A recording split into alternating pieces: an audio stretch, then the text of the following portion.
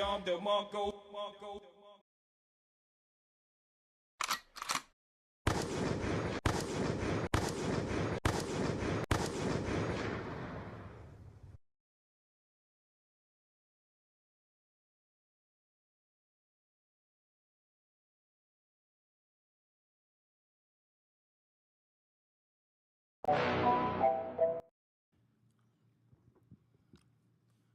Ladies and gentlemen, make sure you go to hustlefit.com. Again, hustlefit.com. Get the merch as well as the clothing line.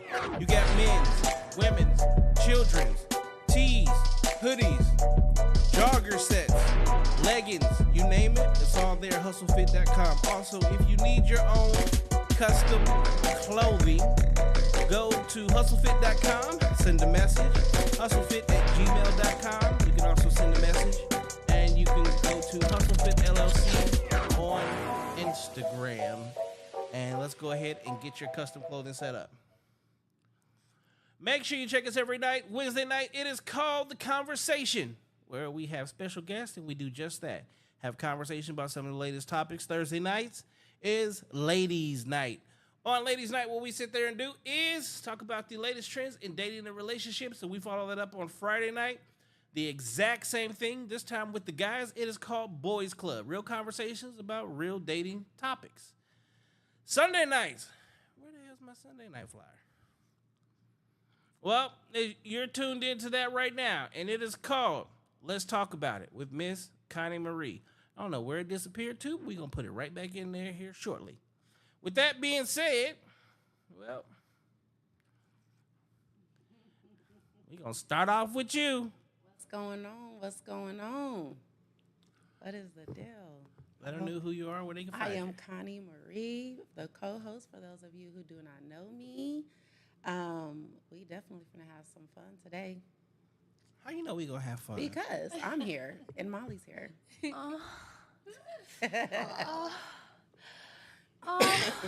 Yet again, it's the sounds. Here we go. Money talk. Here comes the money. Where can they find you at? They can find me on Instagram, Connie Marie.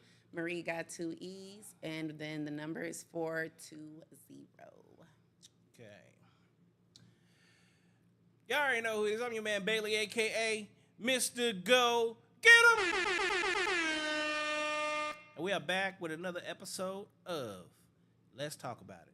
Tonight, we do have a special guest in the building. She is a bartender, among other things. She's a great conversationalist. She likes to talk a lot of shit, banter, and more. So tonight we have a special guest. And introduce yourself. I'm Molly Wilson, and I guess I have a degree in talking shit. I guess that's why I'm here. Where can they find you if they want to find you? I'm at Stackers Bar and Grill on Friday and Saturday during the day from 11 to like 5 o'clock. And that's where I'm at right now. And if they want to find you on the internet, where can they find you? Instagram, I'm at the real Molly Wilson. Not the fake one? Not the fake one, the real one. If you go to the fake one, you might see things you don't want to see. What would they see? Not for me. Not for me. I'm the real one. Oh, okay. Just checking. All right. What's going on? It's actually funny because that's the same, what is it, Stackers? What's her name? The manager there. Shelly? What's her name? Is it Shelly? She's like a older lady. She kind of got like big boobs, but she's like skinny, kind of. Oh, shit. Maybe she ain't there anymore. No, because I know it was a lady. I can't remember her name. I can't remember her name, but I had went in and she had wanted me to come in for an interview and stuff to do bartending. Yeah. But it wasn't really my cup of tea. It was like. It's a dive bar. Huh? It's a dive bar. It was actually around Christmas that I was supposed to go there. Yeah. But how long have you been bartending? I've been bartending now for probably like 3 years. I did management before that, and I want to leave work and not worry about work. Right. You know what I'm saying? Like, but no, bartending is fun because it gives me the ability to meet different people, and you know what I'm saying? Time goes by fast. Where's that accent come from? What accent? The one you have. I don't have an accent. I'm from Oregon. You have a real. Doesn't she have a real Southern accent? No, I don't. You definitely. I'm getting Tennessee. Tennessee. I'm getting like Texas. Texas. Yeah. I'm definitely getting an accent. You said from What? Oregon? I'm Yeah, from I'm Oregon. definitely getting an We don't accent. really have accents out in Oregon. We don't have anything on the West Coast, but motherfucker, you have an accent. All right, so let's do this. How long you been in Arizona? Like shit, 15 years. What brought you to Arizona? My parents moved me out here in high school from Oregon. I tried to go back multiple times to Oregon, but it's too gloomy, too cold. I like the sunshine. I'll be out here. It's like 3 o'clock in the afternoon in the summertime. I'm on a mountain, you know? Yeah, Oregon's boring. Oregon is, first of all, Oregon is not boring, but it got a little is boring. cray-cray. If you want to go, if you are into like camping and cold weather and shit, like Oregon's great. But Oregon in the summertime is mad beautiful. It's probably one of the prettiest places I've ever I been. don't hear people coming from Oregon, so I think I'm have to. I guess you're my first. They don't 'cause want to leave there. I don't. people don't want to leave Oregon. You are Not crazy. if they're cool with the drizzle. I wasn't cool with the drizzle. I like drizzle. the sunshine. Oregon gets a shit ton of rain all year long, except for the wintertime, because they Summertime. replace rain with snow. And when I say snow, like blizzard snow, like snow out the ass snow. Not true. Yes, it It gets is. slushy. It gets slushy. But actually, that's what's Slushy. shitty about It's it. the slush. Is that it's not even real snow. It's just slush. The slush. It's just slush. See? And you'll be wearing a sweatshirt. It's wintertime and it's snowing, but you'll be wearing a sweatshirt and you're kind of like sweating. Because it's humid almost. It's gross. I don't like it. I'm here. I like it. Sunshine. It's great. Arizona's amazing. I beg to differ, but we're gonna have to agree to disagree. But Molly, yes. So, what Wait, can hold you, on. What you got against Arizona, California? listen? I don't have nothing against Arizona. I just know a lot of people out here are very weird. Because they're from all over everywhere. They're from Arizona. It's a no, melting pot. It's the people that's from Arizona. I've been meeting some people that's from Arizona, and they're weird. They're weird. These would be the guys. It's some of the females too, though. It's some of the females too. It's some of the females too, for sure. But Yeah, it's more of the guys. Anywhere that you go to where it's a melting pot, dudes kind of they act different, but they get to act different because you got too many people coming here from different places. So there's like no such thing as normality because they're not dealing with normal people on a regular basis. So you have to they try to connect with every damn body so they become every damn thing. Yeah, that's the weird part. Yeah, but like I said, I'm not gonna sit there and knock it and just like automatically rule Arizona as But it's just a lot of people that I've been coming across. They're kind of weird. All right. Molly, what got you into bartending? What? What got you into bartending? I was managing, and I was sending my bartenders home with more money than I made for my salary, working like 60, 70 hours a week, running a whole bowling alley full of like 30 different employees. And I was like, this doesn't really make any sense. Why am I doing this? So that's management, though. Just as I've been a manager for years, and yeah, even in the sales in corporate America, we coach our people up and then watch them make fucking more money than us, and we're like, this don't make no goddamn sense. Right. At the end of the day, what's the incentive for even putting in the hard work to develop people when you could just go make more money doing it? You know what I'm saying? Right. What made you get into bartending? What made me get into it? I had my third child, and I needed to I needed to make some money. You know what I'm saying? So I got lucky, and I got hired on at this little dive bar, and that's just kind of where it started. What's the difference between a dive bar and a regular bar? Okay, so dive bar, right? You deal with a lot of regulars. Like these people are loyal. They're in your bar every day, every night. You get to know them. It's a different sense of community. It's like a Cheers bar, like everybody knows your name. These other bars, I think of it as like Scottsdale bars, downtown Phoenix bars. You don't develop the same type of connection and relationship with people as a bartender that you would at a dub bar. And that helps financially. Everybody knows your You know what I mean? name. Hey, you know what? So did you what was your dream as a kid, like, on what you wanted to be when you grew up? Because I know it wasn't a bartender, so I want to know, like, how is it, like, the transition for you? Oh my goodness, I wanted to be a police officer. Oh shit. Okay. And actually, I had a whole vision in my head. I was like, my dad was a detention officer, and when I turned 18, I went to be a detention officer. Right, I went through the entire testing process because my end goal was a police officer, but you had to be 21 to be a police officer, right? So I went through the whole process of applying for a detention officer at 18 because that's just what I wanted to do my whole life. And long story short, I went through a polygraph test, a psych evaluation, every single thing, and then they still ended up saying no. And you sign an affidavit in the beginning of your hiring process that says you basically can't ask questions if they tell you no. And because of who my dad was, it was kind of like they basically told him she's an 18-year-old female, and that's just not what we're looking for right now. So I felt at that point like, holy shit. Like, the one thing I wanted to do my whole life, I'm being told I can't do it because I'm a female. Does that make sense? No, that definitely makes sense. So, like, did you just give up after that, or did you, like, try a different route? Girl, I went the whole opposite direction. I was like, hey, guess what? I want to try marijuana now. I want to try this. I want to try that. I went the opposite direction because I thought that's what I wanted to do my whole life, and now I'm met with real life, right? This isn't like kid shit anymore. This is real life, and you're gonna get told no. And instead of fighting for that, I went the other direction, and I wouldn't change anything. You know what I mean? Seeing myself now and who I am, like, I probably wouldn't make a very good police officer, especially with what they go through now. So is it like by you watching your dad grow up that, like, kind of made you want to go into that field to be a police officer? Girl, I think what it was is I was such a tomboy growing up, and I would play. I have two brothers, and we would all play. I lived in the country. I grew up in the country. We would play outside, and we were cops and robbers, and I was always a cop. You said you have how many brothers? I have two brothers. I have an older brother, younger brother, and I have a half sister. Okay, so growing up, were you around, like, all your brothers? Like, okay, so I have a question for you.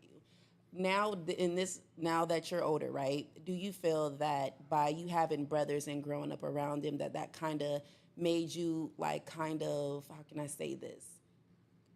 Grow more into a masculine sense to where you wanted to take that role, like, as far as them authority type of roles, like, as far as you wanted to go, would it be a police officer and, like, the masculine type of jobs? Like, do you think that you growing up with your brothers had an effect on that? I think maybe not my brothers, but my relationship with my father. My father and I were always super close. Okay. And I think that played a part, but also I just wanted to make a difference.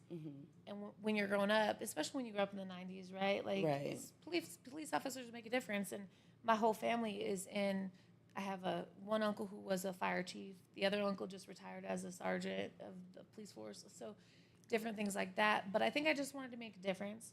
You know what I mean? As I got older, I applied for the Peace Corps. You know what I'm saying? I got denied for the Peace Corps, girl. And you know what I did a month later? I was auditioning for the Bad Girls Club. Which one? Which one? God, this was probably 2000 and girl, this was like 2010, 2011-ish. Which Bad Girls Club? I was right. Which season? I don't remember. I was so bitter because listen, I was bitter because the audition was in Seattle. Okay. So they go and they audition us in Seattle, Washington, okay? And they sit all of these girls around in a circle, and we're all, like, selected to tell our story of whatever. Girl, there is this Okay, so that's season 7. Was it season 7? Season 7. What you do, just Google it? Yeah. I have to. You got... Everybody knows. My ex-girlfriend is Portia from Bad Girls Club. It's the one that beat Natalie Nunn's ass. Shut That's up. my ex-girlfriend. Wait, Oh who is my she? God. Let me see. I wanna Show me see a her. picture. Portia. wanna see her. That sounds familiar. Is she light-skinned? Yeah, a little bit. I think I remember because She was on the same season I was supposed to be on, or what? Nah, she. That okay. This is the was beginning. Hollywood, right? I think that was when I used to love Bad Girls Club. I stopped watching Bad Girls Club after the twins was on there, and they pretty much was trying to like jump the twins. I don't know if you know which twins I'm talking about. Do you know which twins I'm talking about, Bailey? Mm-hmm. Yeah, it was, and they be going crazy. Yeah. They be going up. But you went for Bad Girls Club. Hey, I remember I got into it with one of the go. Where's the girl? Where is she? Oh damn! Do I would have to look up. Yeah, the she didn't fight. want to beat the shit out of Natalie Nunn. You said she want to, or she She did? did. She got kicked off. 'Cause Was she that beat the one shit- who was the one dating from her Kansas friend, her City. best friend Miles? Okay. Okay. I think her name was like Kendra or something. I don't No, even Kendra is remember. that's later on in the world. This is she. When I say she put she from Kansas City. Putting So, Kansas on the yeah, map. this is what this is why clearly when I still lived in Missouri though, but yeah, she put hands and feet on Natalie. So how do you think you would have did on Bad Girls Club? I don't see you. You seem too nice for That's Bad Girls why Club. I'm trying to figure out too, because I want to definitely know. Like, I think the whole thing though is like the person that I was young. I was Okay. not even I was like not even 21 yet. If I was barely 21. I'm just trying to discover myself. You know what Facts. I'm I saying? could I'm trying to understand fit that. in. And ultimately I got in a fight with the girl at the circle being interviewed for the audition. So me and this girl get into a fight, and then the freaking producer just rips off both of our headshots and made us leave. why y'all fight? What the hell? So she kept interrupting everybody. And she kept interrupting every one of the girls. So I didn't say nothing. I kept my mouth shut. But when it got to me, girl, you're not going to interrupt me. I have a problem with that. And How did you handle yourself with her? Like, I told her, I said, who are you to keep interrupting? I don't understand. And then she popped off. She was a little go-go dancer, this little Asian girl. But you know what? We got kicked out, and we went and had a drink at a bar together. Girl, bye. afterwards. But I was like, this is what, I was like, in my head, I was like, wasn't this what they wanted? Like, I don't understand. You want Right. wild, you want crazy. But no, yeah. So I stopped watching the Bad Girls Club after that. Because I was bitter. that's- bitter. Like, how you gonna, you know? But no, I was just a different person, girl. I was a different person, 100%. Just so trying you to was out discover there who you fighting are. females, Molly. Girl, hey, I grew up. I couldn't watch The Simpsons growing up. So in my 20s, that was a whole shift.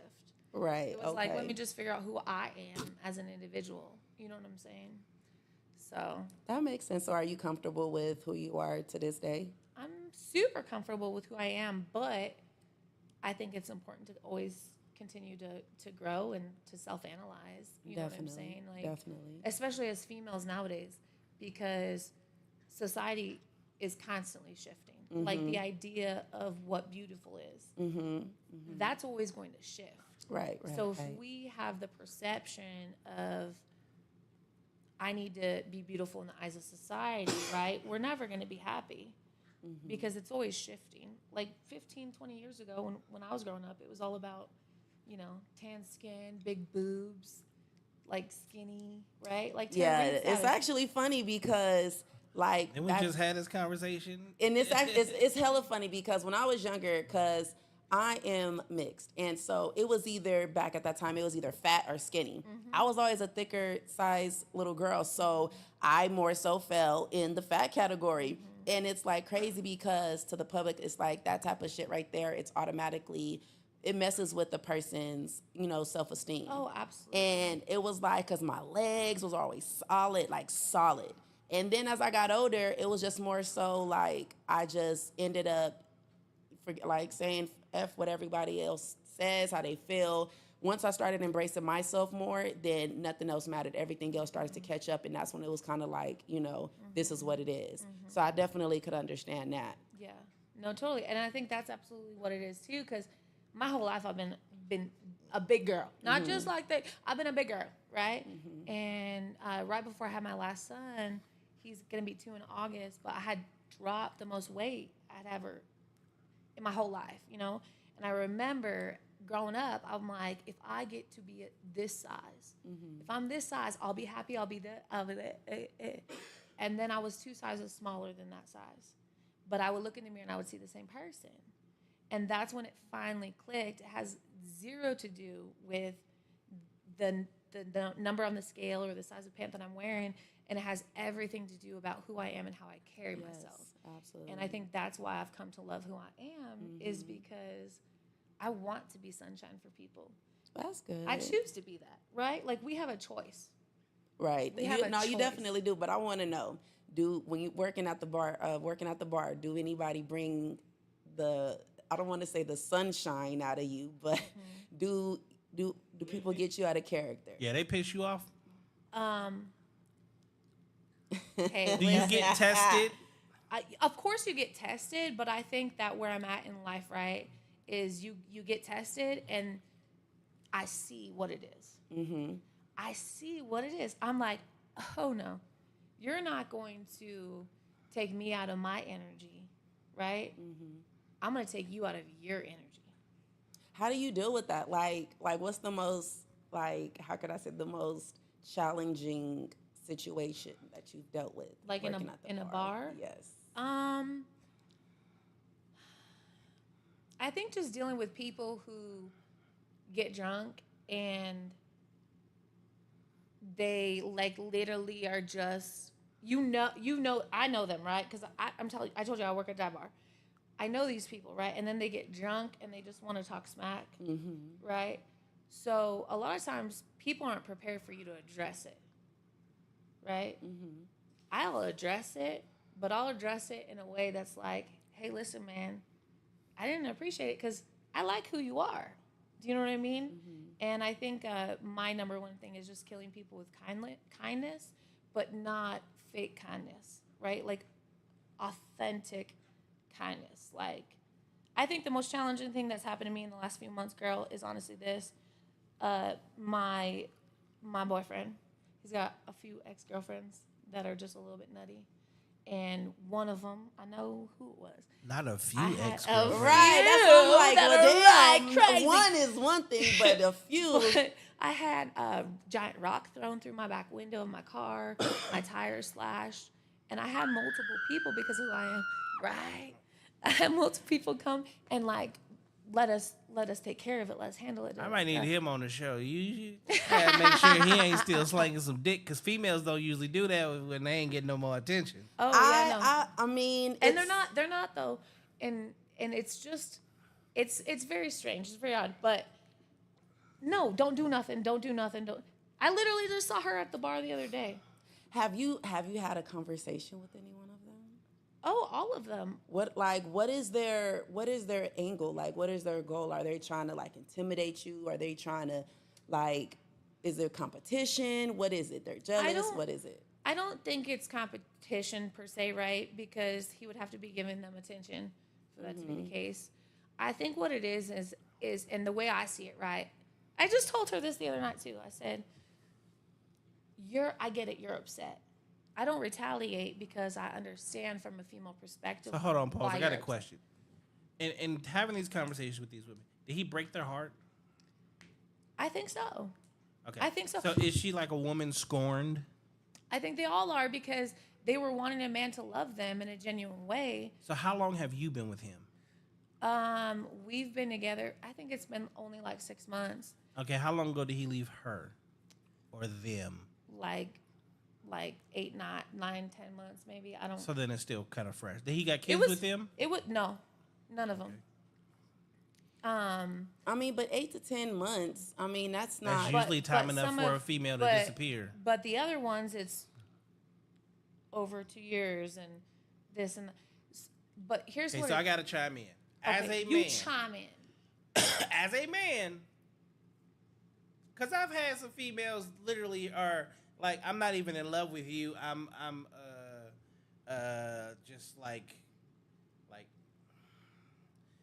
they just say some of the wildest shit. Like, it's crazy. Like, they're obsessed. Like, I've had one say, it's not even the fact that I love you. It's like, I'm obsessed with you.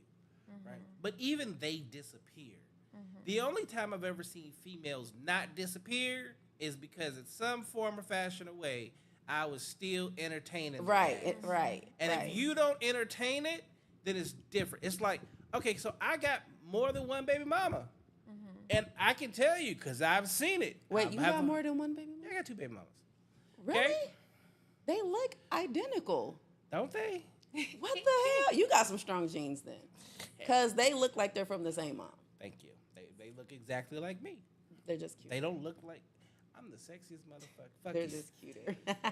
Anyway, so like, I see how niggas are. I have a brother. He's got multiple baby mamas, right? But the reason they argue and they fight is because today he's over there with this one, then he's over there with this one, but then he goes back home to wifey. Then he's over here with this one, then he's over here with this one, then he'll take a pit stop over here real quick, a pit stop over here real quick, On some and then he baby comes boy. home, and then all these females are at her neck. And then sometimes they even gang up together at her neck because it's always, I don't know what the fuck it is with women. They hate each other when like you're with one or the other, but the moment he's with neither of them, then all of a sudden that hate disappears and they become best friends and they're like ultimate teammates. And then it's like, we're going to get this nigga and this new girl that he got type shit. So like, he may not be doing nothing. I'm not saying that he is, but just based off of history and as a man, the life that I live and the shit that I've seen, not just with him, with a whole lot of niggas, not just that, when females keep coming around like that, It's kind of like a monster. It's kind of like their feet giving them. he you're put a battery in feeding their them back. and that's why when they, they're constantly coming around, and it's like the more you feed that monster, the more they're gonna come around. But once you cut off that source, that supply, then it's kind of like they're gonna eventually go somewhere else to look. And for honestly, food. it's not even your job to be dealing with them. He should Right. be telling them right. to leave you and like leave us alone. Like, I'm not fucking with you.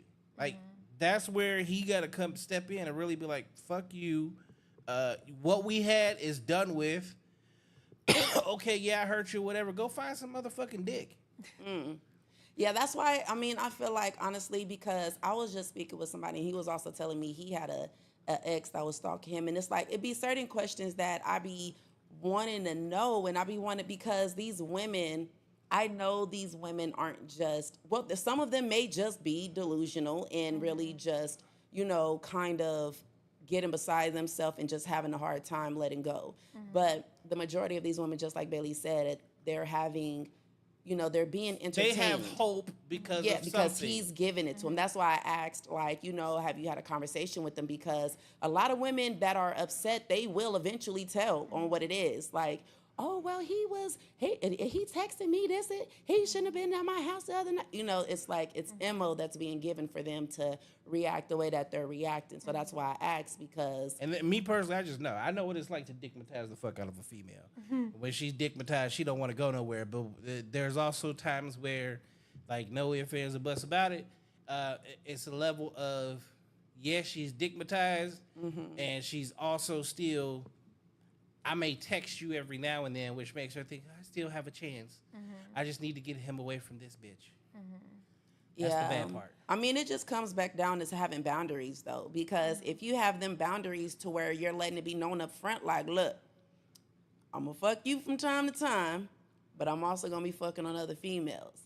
Yet again, giving that female that opportunity to be able to decide if she want to stay or go. But a lot of women, I'm not going to lie, they're delusional to believe that they're thinking in their mind, if I stay, I could change him to be to wanting only me. Therefore, I'm going to stick around. But yet again, this man already revealed to you the type of person he was in the beginning. It's on you now because you decided to stick around and hope off of blind faith and hope. I'm just gonna make a wild guess to say this nigga's probably like 6'2", 6'3" years. 6'2", 6'3". He's 6'8". Was Okay, so okay, so No, but here's the whole thing though, is we were friends for well over a year before. I didn't even like him like that. Like he really did have to really See, pursue me in that direction. But here's the thing. And this is why I tell the girls this is ultimately I'm at a stage in my life, right, where if I don't trust you, why the fuck am I with you? First of all, but second of all, I've seen these girls over the course of the last year literally fight each other in strip club parking lots, like rip each other's hair off and shit because they're crazy over him. And I get it because of who he is as a man. Yes, you lost out. You lost out. He's a great man. They got to be extremely digmatized. But what I tell them is this: I tell them all the same thing, and it's gotten way better over the last few months. And I think it was only the one girl that was acting all crazy, but. Here's the thing is whoever you're with, right? I'm with this dude. These girls did not have the same man that I have. Right? I'm a different woman. I'm not the same woman that you are. So this man who was so hesitant to make changes and adapt and be loyal and do these things for you, he's doing it with me, right? But I earned this. And this is what I tell him. Like, I earned this man. And I earned the type of love that he gives me. It is so genuine and so special and so different. We've been attacked and we've had a battleship together, but it's a blessing in disguise because we've learned how to communicate through it. You know what I'm saying? Like, so here's where I'm gonna jump in and say here is yet another reason why I say men and women cannot be platonic friends, because this is exactly what happens. And only women argue, oh, we're just friends, because situations like this happen. Yeah, I definitely feel like a lot of these women who are like losing the respect over themselves by fighting over a man, because there's no way in hell I'm going to be fighting over no man that is not even mine. But just in general, it's like there's too many men out here, but there's not too many. See, there's not too many what? Go ahead, because you're about to get me started. There's not too many good men, and there sure as fuck ain't too many 6'8" niggas. But if he made the decision to move on, then women need to understand. The percentage of 6'8" type niggas is literally like 1%. That don't mean nothing. It's still good men, other good men out there. If that man makes it clear he does not want to be with these women. But the bad part, I'm not saying that they're not. There are other good men. But you know what the problem with that is? What is that? They're like 5'6" and 5'7", and y'all don't want that shit. So when he's 6'3", 6'5", 6'8", y'all are like, no, he's mine. He's mine. This is my Michael Jordan. Well, whatever it is, they lost sight of the prize and they fucked up and fumbled. Whether it was him that fumbled or her that fumbled, either way, they're not together, so they need to let it go and move on. See, look, hold on. We got a motherfucker in the chat right now. Men and women can be platonic friends. I have 5 and 3 from childhood. The ones from childhood, potentially. I will give you that. Potential. And it's very low percentage. Because wait till 2 or 3 o'clock in the morning, call them up and act like you're drunk, and say, oh, I've been single for a while, but, I'm feeling kind of frisky, and I'm not just going to have some random, we've been friends for a long time. I feel like I can trust you, and I know you won't hurt me. Can you come over here and scratch this itch? And the first thing they're going to say is, ha, you're not being serious. You just stop talking like that. And then when you go, oh, no, I'm being like dead serious, and you have to say it in a serious voice, all of a sudden, the next question is, where are you at? So, Tania, if you want to, by all means, go ahead and bring your ass on here on the show. Come have a seat on the couch. And I got a nice little system over here that you can call your friends up on Bluetooth. And we can all hear it live and in living color. And if you follow exactly what I say and do it, I'm like 10 for 10 on the show. Every dude has changed from friendship to, I'm about to come and hit that ass. I feel like if they're single, then it's like, okay, you could convince yourself that it's cool. But like once you get into a relationship, honestly, that shit stops. And I say that because there's no way in hell like a man is going to feel comfortable with his woman going to another man for advice. That's not, if not her family or brothers or whatever the case. Like, there's no way in hell, like, why can't I go to my man, if anything? Like, I don't agree with the whole trying to have friends when you're in a relationship, because I feel like it's going to cause too much confusion. Again, and here she is. Her response is, I already tested it for the ex to prove they wouldn't react. They all said, "What is wrong with you?" And yeah, they always ask that question. This is the thing. What you don't understand is, I'm a man and I'm around a whole bunch of other men, and you women just fail to understand that we play the long game. We have no problem sitting in your friend zone until we know we can attack. That is what we do. Yep. It's the same thing as a lion sitting there for a gazelle. We may chase that same gazelle for fucking 10 years, because in between that 10-year time period, there's gonna be other gazelles that come along. But you're the one that we actually want, so we gonna fucking keep tabs on you and keep watching you until we get what we want. A lot of people settle for friendship because of the person being out of their league. So it's kind of like they'll just be like dormant, just in the background, just waiting for that. You know, they're continuing to build up that good rapport with that person. And, I feel like I could trust you. I could just come to you for anything. They get in a relationship. The person act like they're so supportive. And the next thing you know, once that person break up, guess who's going to be there to catch them? And then watch this. And then watch them be back together. Molly, did you ever think that you two would end up dating? No. He was so far in the friend zone. He was so far, because I saw him with other women and stuff like that. Like, I'm not freaking naive, you know what I'm saying? But you had your fill of shitty dudes, and he was always there for you, right? Not even the case. I think you know what it was is, it became evident, right, in different ways that you're not wrong. He was probably in it for the long game, right? He pursued me, but didn't, right? He was, like you said. There's always the hint, subtle flirts.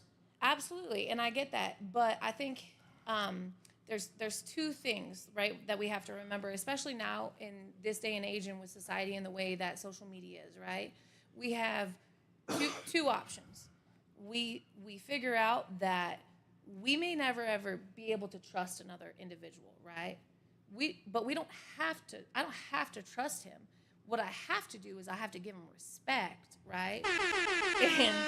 And that's all we care about. But exactly. That's a woman. We want respect and you want love. Exactly. That is the sole purpose. And right now, women are seeking the love, but not willing to give the respect first, right? Okay, so Tania says, I admit it's a strange dynamic, very rare. However, I grew up with lots of uncles and aunts. However, I get along better with men than women.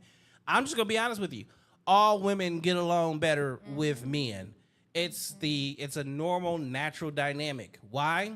Because you get to have masculine energy that, especially in the friend zone, you don't have to fuck. See, the way that the world actually works out is usually you only get that masculine energy from your father, your brother, your uncle, your cousins, or the man that you are with. And your cousins and your brothers really ain't trying to kick it with you. But the dudes that are interested in you have no problem being that. And when you need a TV hung on the wall, here they come. You need a picture put on the wall, you're not tall enough. You need to put a ceiling fan up. You need something heavy carried. Something's wrong with your car. You need a tire. You need a flat fix. Things like that is just masculine energy.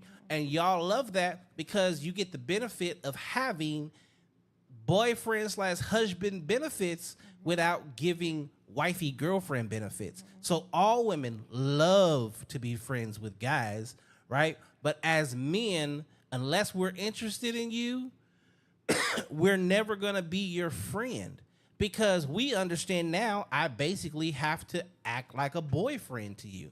When you need something, here I come. Okay, I got you. I'll be over there in a minute. We gotta drop shit. Which is why as soon as they get in a relationship, that shit stops. As soon as you get in a relationship, that shit stops. And your man will be the first one to go, stop fucking with that dude because we already know he wants to fuck you. Men understand how men work. You guys are just totally oblivious or No. love to act oblivious. Exactly. Because again, it benefits you. Like there are so many double standards, but 99% of all double standards are in your favor. The one double standard, which I bring it up and hate the most, is that a man can fuck as many people as he wants to, and there's no judgment. But again, we have to work on it, work for it. You get it for free. Well, I think here's the thing, is women, we're not naive, right? When we have a male friend, right, and we either know they want to fuck us, we know those things, right? Me, I'm cautious and I'm vigilant to understand that about other men, and being in a relationship, I have to move in a way that respects my man at every turn. So if it means that I have to have hard conversations with these men that go, hey, you do X, Y, Z, it makes me uncomfortable, I'm not down with this shit, either we be friends and we leave it at that or nothing else. But I'm not gonna go out and ask another man to do things for me that my man should do. That's not correct. I You know feel what I'm like a saying? lot of the dudes nowadays, they not only, of course, yeah, they know what they be doing. It's like, but by them wanting to, sometimes they'll even friend zone themselves because they know that they're not ready for, you know, your caliber of a woman. So when it comes down to it, they'll settle to be friends, but it's like they'll want the boyfriend benefits, just not the title. And they'll try to smash. They'll try to do a lot of certain things. Well, at this just point, to see how because- far they could get. Because so many females are so cool with putting dudes in the friend zone and calling it friends while still smashing. Yeah. Which ends Yeah, up to they have no situationships. problem putting themselves in the friend zone because of that. She said, that's what I'm saying. I know way too much about them. They know about me. I couldn't even be turned on because of what I know. Great. But then again, She better- ask these motherfuckers what they benefit by being your friend, and then ask yourself, what are you benefiting by being friends from them? Once you do that, and then fucking compare the list, you're getting way more out of the situation than they are. And like, okay, if you know that much about them and they know they ain't shit, then like, what's the friendship even based upon? Like, there's no basis for that friendship. I think the only men that I've let myself call friend, right? They're men that, number one, they've never attempted to hit on me. They've never attempted to have sex with me, right? Number two, when I'm with this person, it's conversations about life and different shit, right? And I get what you're saying, people who are in it for the long game and shit like that, but any man that I call my friend, always know I've never had sex with that person. Number two, I really view them as my brother, and I feel like we genuinely have conversations to where this is the type of conversation he would have with his sister type thing. Maybe not even his sister, because sometimes we're talking about other women and shit And like most that. guys is not having that conversation with their sister just because of the fact that It's awkward. It's we're fucking awkward. protecting our sister from I feel certain like the things. reason why a lot of females like to be, you know, like why it's easier for females to get along with guys, and it's always that comment of, oh, I get along with guys better, is because, for one, guys aren't as messy as females when it comes to being our friend. Well, women are constantly in y'all are constantly in competition with each Absolutely, other. exactly. And that's Competition. another thing. Like, a lot of females, they could like really be that cool themselves to that degree, but it's like it's giving off more in that masculine stance, to where it's kind of like they're being themselves, but they're being a different form of themselves. When So- they're around women, it's like they have to kind of upkeep to a certain degree. It's like, okay, well, because it's like not too many women like hanging around other pretty women. Like, they don't. Because it's a competition. But It is, at and the that's same what time, makes it sad. Because at the same time, and like for me personally, I don't date chicks that can't have long-term relationships with other females. I know you can have a great long-term so-called friendship with a fucking dude, right? But if you don't have long-term friendships with females, then 9 times out of 10, I know you're a no good shit backstabbing But you female. can't. Okay, so let me intervene on that, right? I mean, even though I do have a couple of females that I have been friends with for like a long time, but it's just like now this, like, the women are so trash. Like trying to be friends with them, but you know one thing that I cannot stand. That's why is the fact friendship that, should be like, they should already been set in stone like 10, 15, 20 years ago. But we what too old. kills me is the fact that how quick females could forgive a dude who cheated on them like multiple times. 'Cause But they know their it's not friend could, emotional. their friend could probably not bring their shoes back or something like that. And next thing you know, they oh, this bitch fake, this bitch this. But you back with the man who broke your heart. Like, but it's like the forgiving.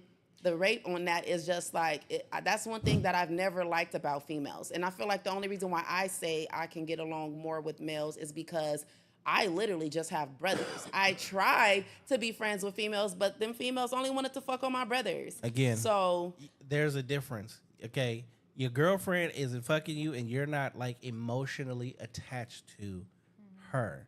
This nigga done been all up in your guts, all up inside you.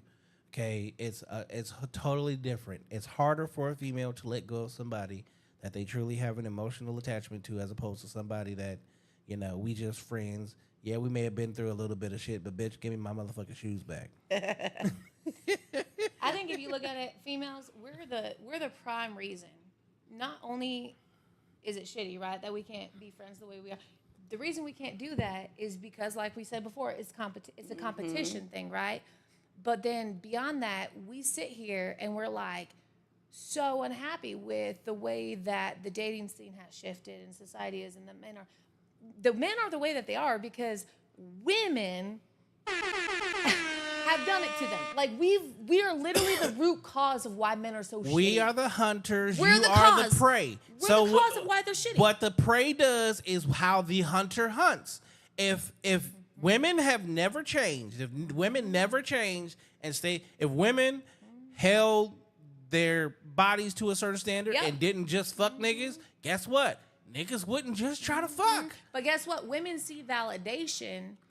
They seek sexuality validation, is and validation today. Well, it's my self-esteem is higher now because I went and fucked this dude who's got a badass girlfriend, right? Oh, so now all of a sudden I feel better. That's her about new myself standard. Because he chose me. It don't matter that he's choosing her every day he wakes up and every night he goes to sleep, right? But he chose me that one time. So now it's okay. I feel better about myself. Cool. I can live with myself. She don't know.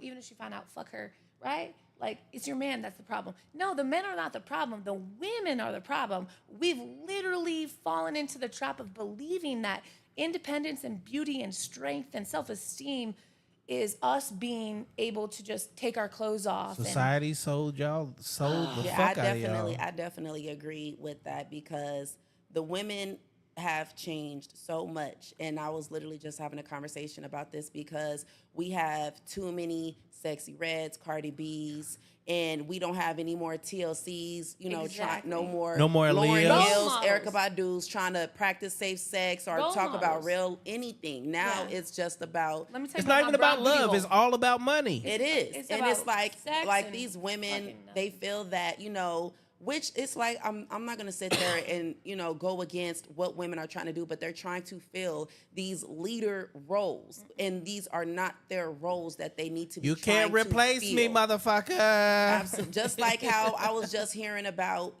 there's something about they're trying to have the first football coach as being Female. a lady. And it's like, I understand, women are trying to prove themselves, but you are literally trying to fill a masculine role. And at the end of the day, and how do you fit it in the locker room? Because as a D1 collegiate athlete that I once was, we walk around naked, dick swinging. How do you come in there and have conversations with us?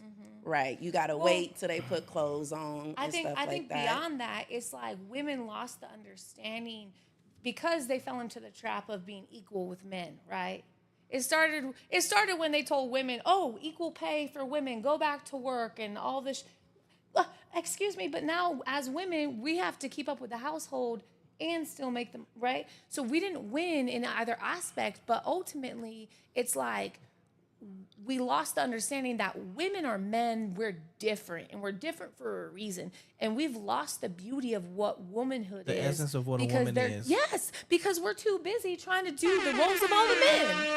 Yeah, but I do know in our reality though, it has a lot to do with. We were just talking about this on a different podcast. A lot of these men are coming from single households of mothers and aunts and great But that's aunts, what and, started the shit and too. it's making these men a lot more emotional, and it's failing the men because they're not holding themselves accountable to take on the responsibility of raising their kids. So a lot of these young black men or whatever, they do not have fathers to teach them to be men. So yeah, and that's what I'm saying. It's not the fact that men aren't holding themselves accountable, because the government holds us accountable regardless with the child support and all that shit. Like, I've never seen a mom who actually lost their kids get locked up for child support, have their license taken away, have their official license taken away, and then not be able to get a passport. It just does not happen. I think they honestly need to be a lot more strict on a lot of the rules when it comes down to that, because It shouldn't be. It's not the fact they need to be strict. No, it's the conversation that they should draw a line right down the middle. You get this much. You get 50%. You get 50%.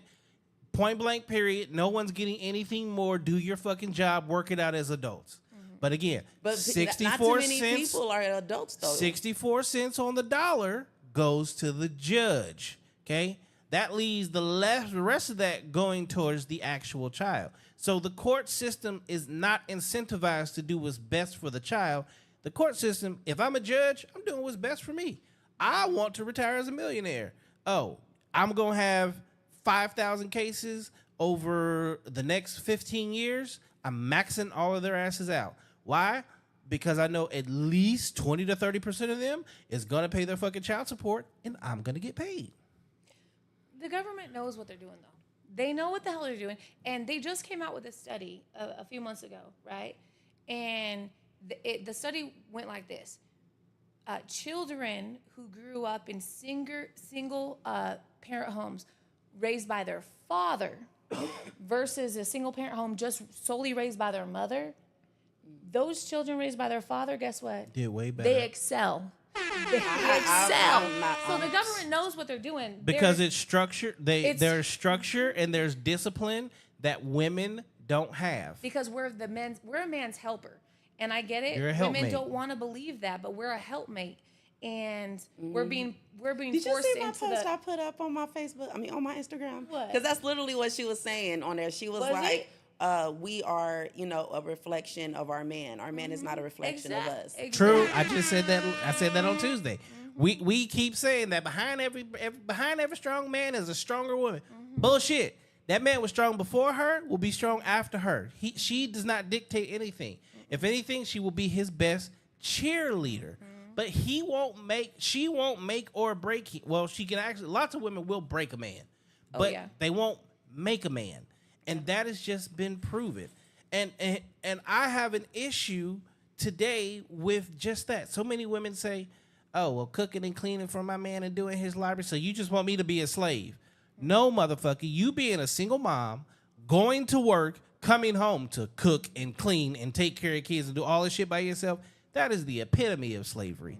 You're doing exactly what they want you to do, burning yourself the fuck out. Because if you had a man, he should be taking on the majority of that role. But again, we're at 60, 70 years at this point of removing fathers from out of the household.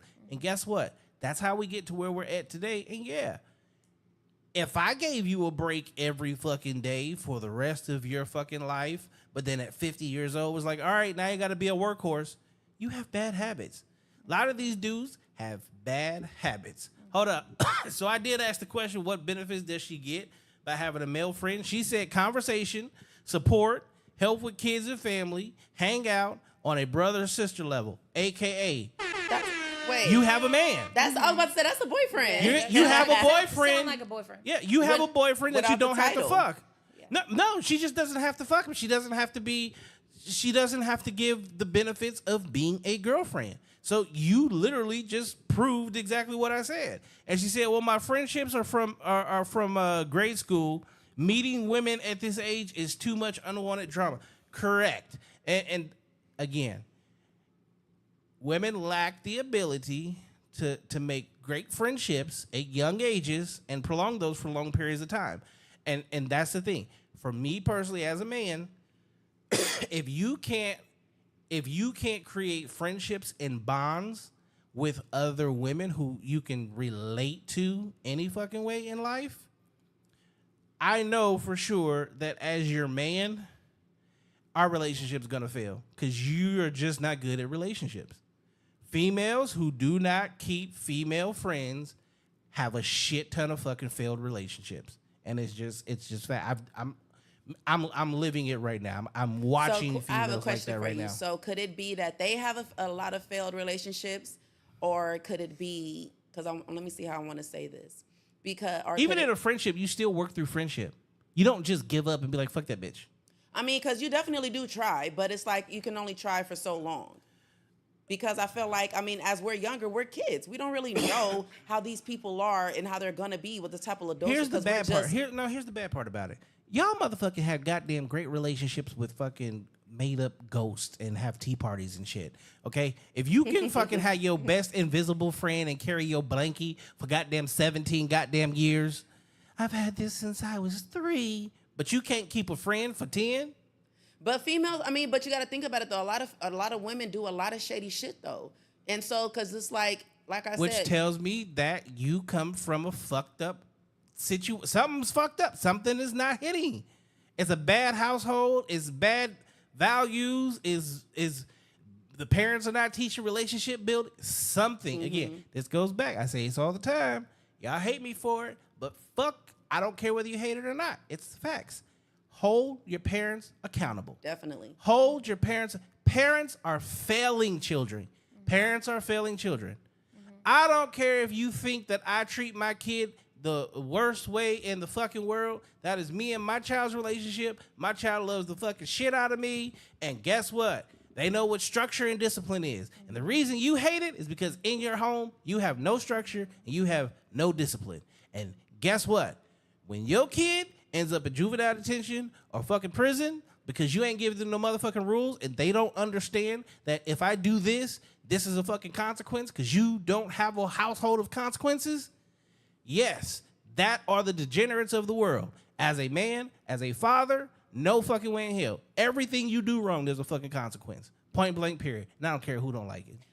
I think when you talk about children, right, that's absolutely the case. But when you become an adult, so in my 20s, I mean, I have like probably one girlfriend and then my female cousins, right, that I've had forever.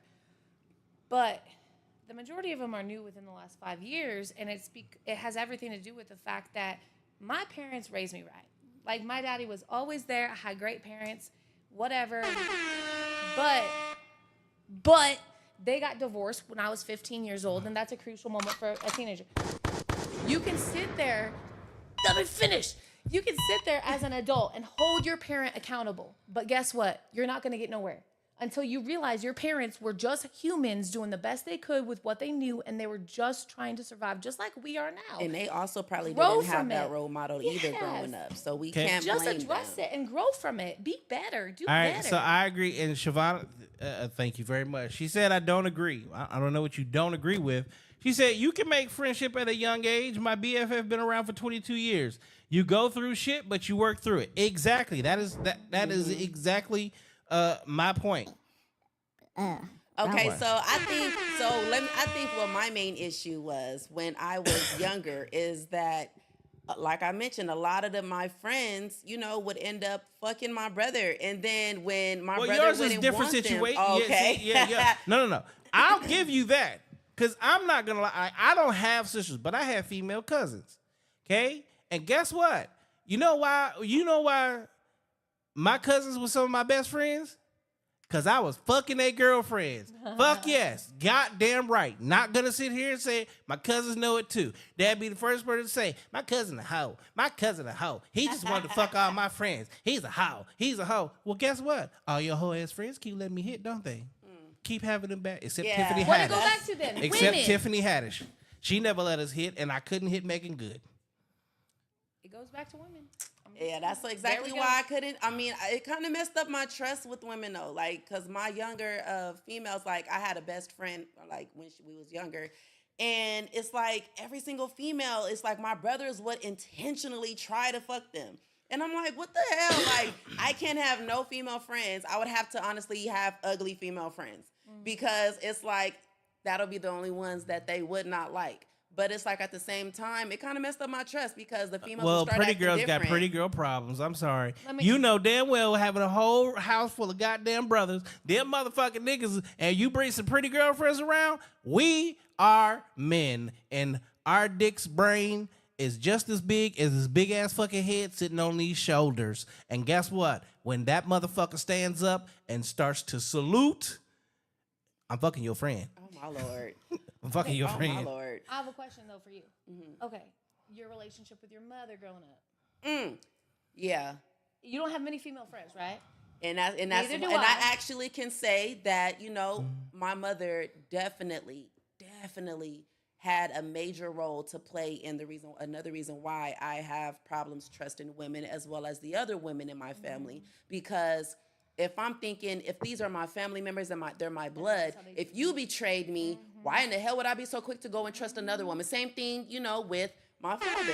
It's the same, you know, that also, but I didn't want to be one of them women that'd be like, oh, I have daddy issues or mother issues, but it did play a major role Tainted in my, definitely, it did have a major effect on how I treated people, on how I treated my man. Like growing up, I wanted to kind of, you know, I resented my mom because she told me, I don't want to repeat the, you know, even though she was correct, but it was just, it's not what you say, it's how you say it. So instead of me wanting to just have a man take care of me and things like that, I went against my mom. And I ended up saying, fuck it, I'm going to take care of my man.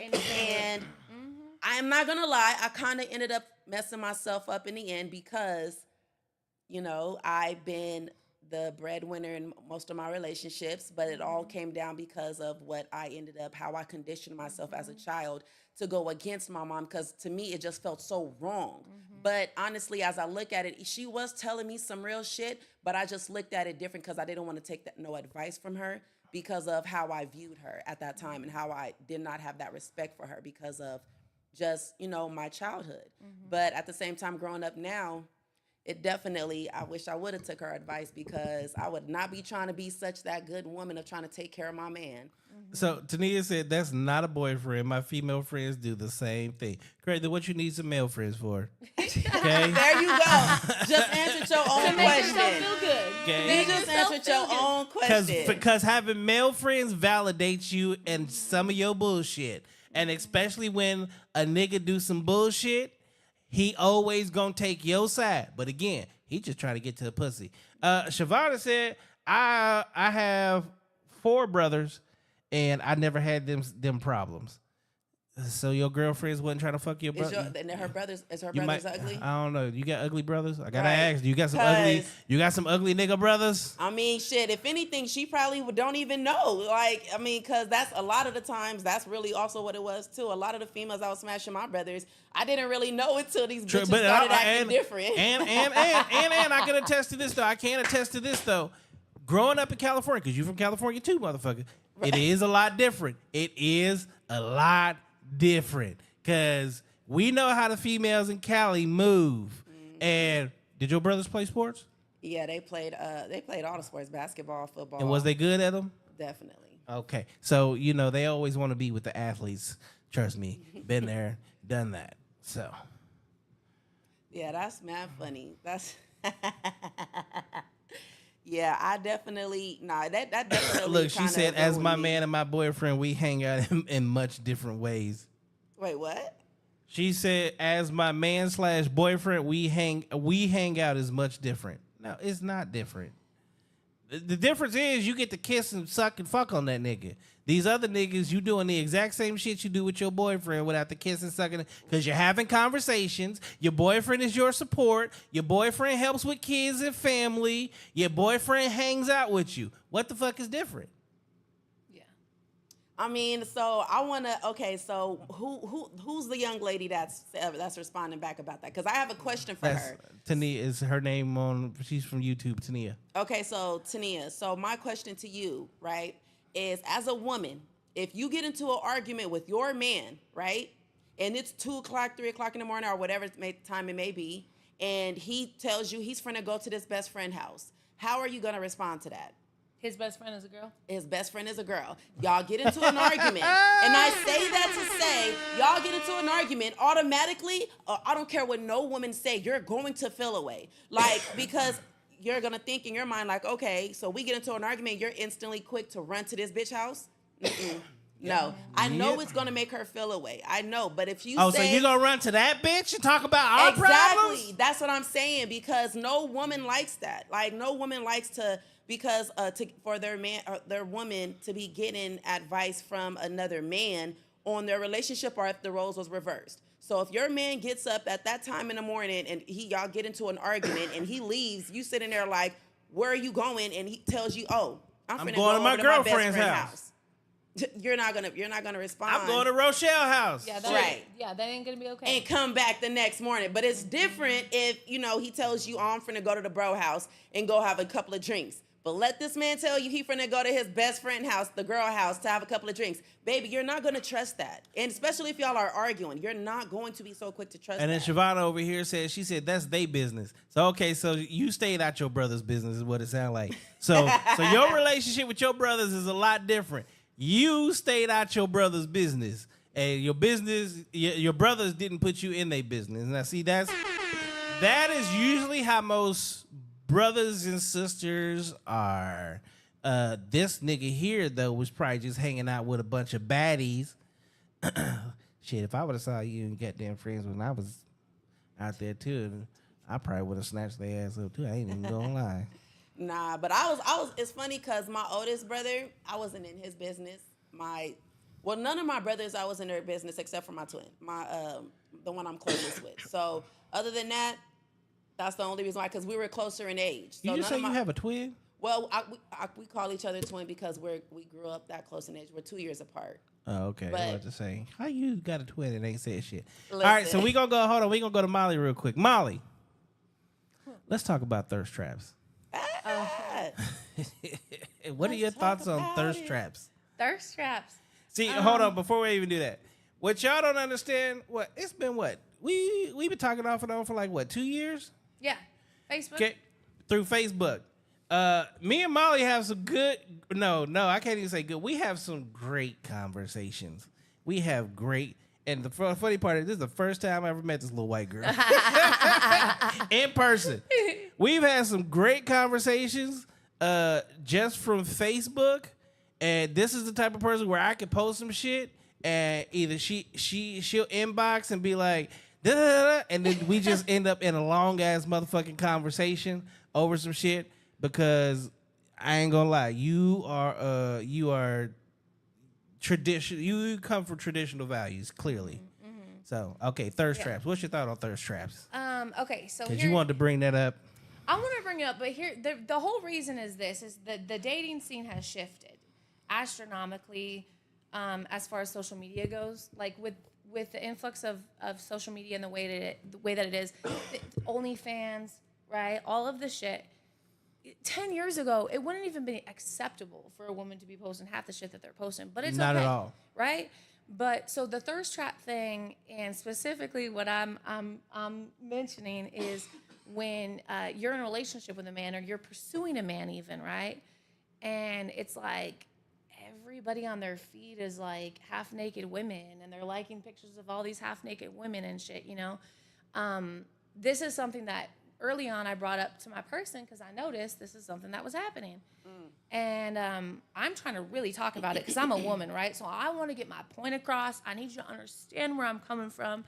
And he immediately was like, you don't like it, so I just won't do it. Why do you keep talking about it? Oh, Right? Like, why keep talking about it? I won't do it. You don't like it, I won't do it. okay. And that was the first time that it's ever been easy to have a conversation like that with a partner. Because what happens other times? You're insecure. Yeah. You're Ooh. jealous. Ooh. You're this. You're that. And it's like, hold up. No, I'm absolutely not insecure. Me even being able to have that conversation with him, right? It actually shows you're not insecure. It shows I'm not insecure. People don't talk about things. Exactly. Secure people But- talk about things. Right. And in the past, I wouldn't have brought that up to my partner.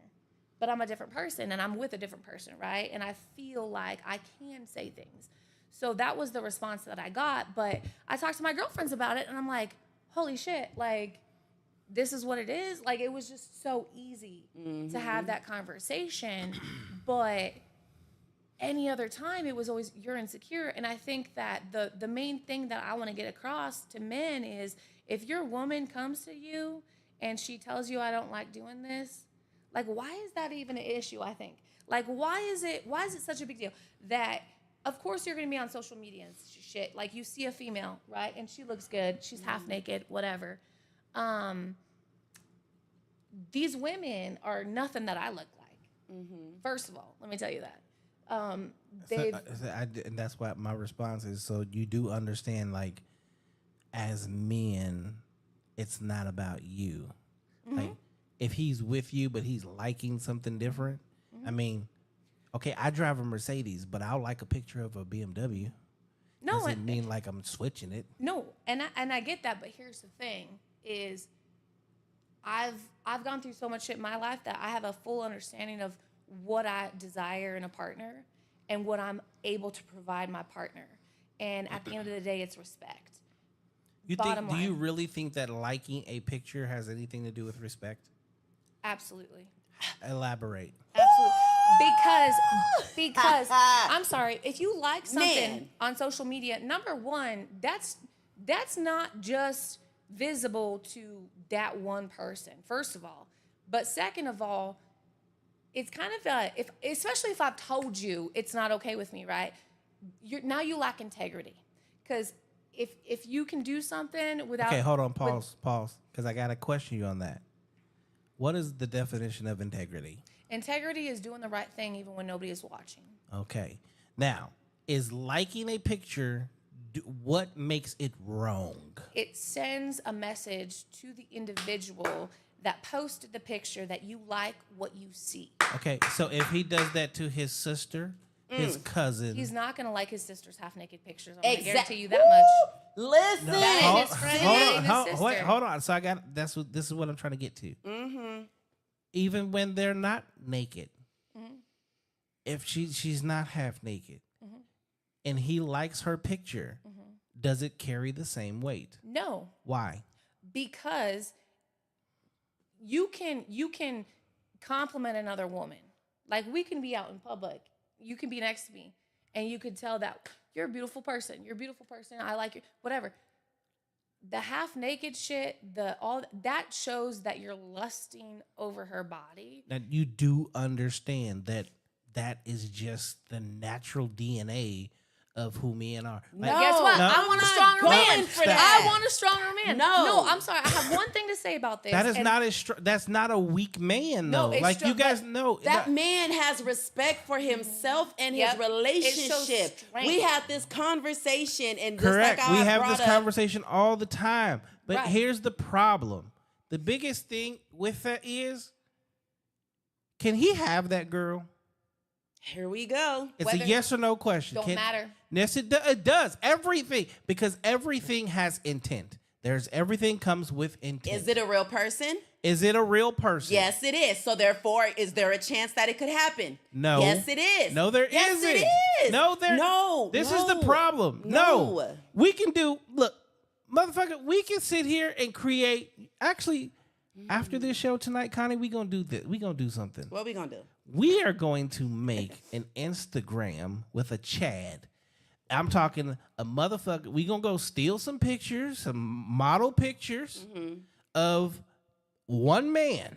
We're gonna create an Instagram, and we're gonna go hit up some of the baddest fucking females out here and like their pictures and even send DMs. This is how I know So this is not gonna work. No. Let me stop you. Why? This is how I know it's not gonna work. Why? Because you have females that's gonna go to that page. They're gonna inspect that page. They're gonna see how long this page has been started. They're gonna see what this person has going on their page. The fact that it's not gonna have no followers, it's not gonna really have anything on there. I can change all. I can fix that. If you can we just had that conversation about a nigga yesterday. Those are things that are easily fixed. Let me ask one question. $30 will change that. Let me ask one question. Would you be okay if your lady was out there posting the same type of pictures that you're liking? Now, see, here's the difference. Okay. If you're my woman and you're posting, you're advertising that you're not in a relationship. Funny. Okay. If you're Hello. liking pictures of No, multiple no. women, Hello. A man- what does that send the precedent of? It doesn't say the same thing. Why Now- does it not? According It's to still Because a thirst trap. if he's DMing her, or if he's liking multiple of her pictures and DMing her, now he's trying to do something. What's the But difference not- from him liking one picture Liking to pictures. 5 pictures to 3 pictures? Either way, he still did it. No, because see, this is what women y'all fail to understand something major about men. Okay, so like your dude, you was friends with him for a year, right? Okay, how many females did he really cycle through in that year of friendship? Cycle through friendship or like Like cycle through, like fuck with, date, anything. plenty. How many is plenty? Now I need a definitive, I mean, I don't know definitive because I don't know who all he was having sex with when he was bringing them but over that you there to know the of. bar and shit But like that you know of. At least 5. At least 5. Okay. Probably more. Now, if you decided that you wanted to fuck with 5 dudes, could that happen in one day? Sure, if I wanted to. That is the difference. As men, we have to work for it. I So heard that before. liking pictures and things like that, like y'all don't understand. Like, and that's also what Instagram is for. And this is where Instagram has clouded the judgment of so many, specifically women in relationship. Because this is the thing. You're used to getting double tapped on Instagram and motherfuckers coming at you. So the moment that your man does that, your thought process goes to what you have lived, which is the fact that, oh my God, my man is trying to fuck with all these different females because you're privileged. You've got pretty privilege, and your pretty privilege has had hundreds of men in your inbox. You know what that creates? By them having, it's like that's the problem to this day. That's why Instagram has fucked up relationships. That is the reason why a lot, like social media alone, it's showing It's that the- we have all these different options. But And- the options are for you. The But at the options are same- not for me. But at the same time, you're allowing, by him liking them other women's pictures, it's showing, yet again, we talked about this. It's showing, yes, I'm in a relationship, but although I'm in a relationship and I'm showing that I'm happy to the whole world, I'm going to show this woman that she has access to me. She has my attention by liking her picture. And this woman can be like, oh, he's liking my picture, therefore I like what I see. But you're projecting because, unfortunately, how many niggas do you turn down in your inbox? What does that have to do with How anything? many niggas do you turn down in your inbox? How many dudes? How many pictures that we're liking? Hold on. None. How many motherfucking dudes have you turned down in your inbox? Me? Yes. I don't get many people in my inbox, but I don't post pictures that would But make you, men think correct, that but they you would be still able had to turn down dudes in your inbox without Absolutely, even doing but would thirst my traps. man want me if I But was no, the no. type of But woman hold to on, do that? hold on. We're changing the goalposts. We're gonna stick where we're at real quick. As a man, even if I go post a thirst trap, I'm not turning down nobody because ain't nobody in there. So it doesn't matter. We could go like 500,000 pictures. If you're they're attractive, not gonna. then They're that's not something different. No, even when Yes. you're woman, I Man, fucking traveled. no, hell no, I 'cause- traveled this world. I was on a platform. I was hanging out. I got What's that boy name off of Wild 'N Out? Hitman Holla. Hitman Holla. He had posted a thirst trap. All the females was in his DMs. And because he's possible. Hitman Holla, he has millions of followers. He's on one of the most syndicated watch TV shows. She's talking about a regular nigga. They don't give a fuck But about at the us. same But time, here's the it's thing. still social media. It's here's the- social. You're social. But females don't care about regular dudes. He can even be extremely attractive. Extremely attractive. Guess what? Females do not shoot their shot. And when they do, Some females do. They'll go off of a story, let you post something on that story. They're gonna send a heart. They're gonna send clapping hands. Whatever it is, that is listen. These females, they're too smart. They're too crafty, and you can sit there and try to make it seem when like they they don't shoot know their what they're shot, doing. they look like this because this happened yesterday. Ew, what is Yes, thank you. Ew. These are the type of motherfucking females that shoot their shot. It's still getting shot. But we know ain't nobody finna fuck with that. There's some pretty women that do respond back. You can't make it seem you can't speak for every female because you're not every female. No, but I'm a You nigga. can't I'm a speak for nigga it, that though. have shot my shot plenty of times in a motherfucking DM, and guess what? They go unread or they go on red. Because women to that woman, you just may not be her type. May I say something? I gotta say this. Listen. Some other women, they don't have issues with men liking pictures, and they don't have issues with having threesomes with other women and all this other shit. But guess what? I require and I desire something different in a relationship. And just because society has come around and said, this is the norm, it's okay that they can do this, it's okay that women sell their bodies on only, it's okay all of this happens, doesn't mean that I'm okay with it. And I think that it's not about all men changing, right, who they are and what they're doing. I think it's me as a woman, I'm telling my man, I don't appreciate this. I don't want this to happen. This is the reason. If you think it's because I'm insecure, then don't be with me. So But again, this is the I don't precedent. call it as, and I'll never label it as insecurity. Now, what you can do, yes, you can set boundaries. And there are boundaries that are set. And people do put boundaries on their relationship. And those things should be said up front, right? But where I'm at in life, we're all 30s and 40s here. At this point in time in your life, the last thing that I think anyone should be worried about is social media. Mm-hmm. But also at this age, motherfuckers shouldn't be on social media that much any fucking way. Because, I mean, let's just... I don't know what he does for a living. Motherfucker, how did I meet you? Oh, Jade. No, but you know what I do want to say, hold on. Where the fuck did I meet you at? I don't know. We just met. I think we just established that. We Facebook, just met. Facebook. We Probably was fucking Facebook, social media. Okay, right. But this is the thing. I don't know who he and some of these men, like, I'm on Instagram now more than I've ever been in my entire life. And I'm not even on Instagram on mine where I actually have followers and supporters and people that know like who I am. It's on this No Capp page, which really doesn't have a following or anything. And honestly, 62,000, 80,000 followers, 125,000 followers. Shit, how many followers you got, motherfucker? Like almost 40,000. Okay. And I get responded to, but that's because I'm not hitting on chicks. But you know what I can when say, dudes though? are hitting on chicks, it's a different response, and y'all don't respond to that shit. But I definitely could say, you know, as far as the whole liking pictures on Instagram, it is, in my opinion, it is inappropriate, right? But at the same time, if you are receiving that attention and that time from your man, and if you feel secure about your place with that man, then you shouldn't have to question his liking of another woman picture on social media. As long as you are secure within yourself and your relationship, then it should not be a problem. And I'm gonna say too, Molly, you're also projecting a little bit, and the reason you're projecting is because you are a bartender. And you see what the fuck happens in the club. And you see people shooting their shot. So for you, because you see things happen so much, it has made you put a guard up and a wall up. And you have become, that's a trigger for you. Because you feel like, oh shit.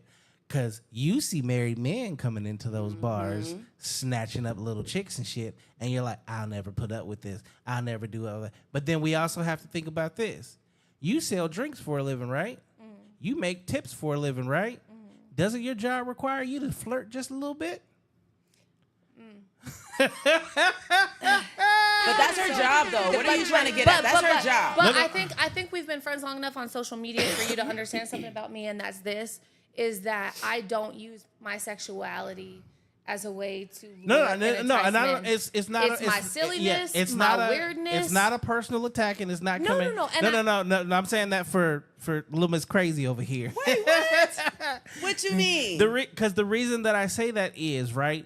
The exact same things that triggers her that she doesn't want to do, she actually has to do as a job. But I choose. And because she does it on her job, that's why it's a trigger for her. because how many dudes hit on your ass at work? And you can't say none because don't act like you. If you was ugly, and even ugly bartenders get hit on because you're the bartender. Can I buy you a drink? I think that the way that I respond to interactions like that, though, it's fun, and I almost take pride in the fact that I respond really to a certain degree where it's adamant and known. You know what I'm saying? But imagine your man going, nope, you're done with bartending. You got to get a new job. Too many men have access to you. Yeah, you may respond this way, and I know you respond this way, but no, you're done. Find something else, or our relationship is over. Then you don't see me. See, there you go. You don't see me. See, this is where we have to. This is where we have to look at. But you're comparing something a little bit different because no, because what you're saying is that a man liking a picture is the equivalent to somebody hitting on you. No. But that's not her job, though. No, you're allowing temptation to just be right there in the window in the doorway because you're choosing to act on something that you see. Liking females' pictures on Instagram ain't his damn job. Right, and I get it. It's nothing to you. But no, what I'm saying is the motherfuckers that's hitting on her, that's not their damn job either. But the way she responds is, though. And guess what? And the way that these women on the internet respond says everything because these niggas don't get responded to. But they shouldn't be doing it in the first place. Correct, and the niggas that shouldn't be hitting on her in the first place, and they all got women at home.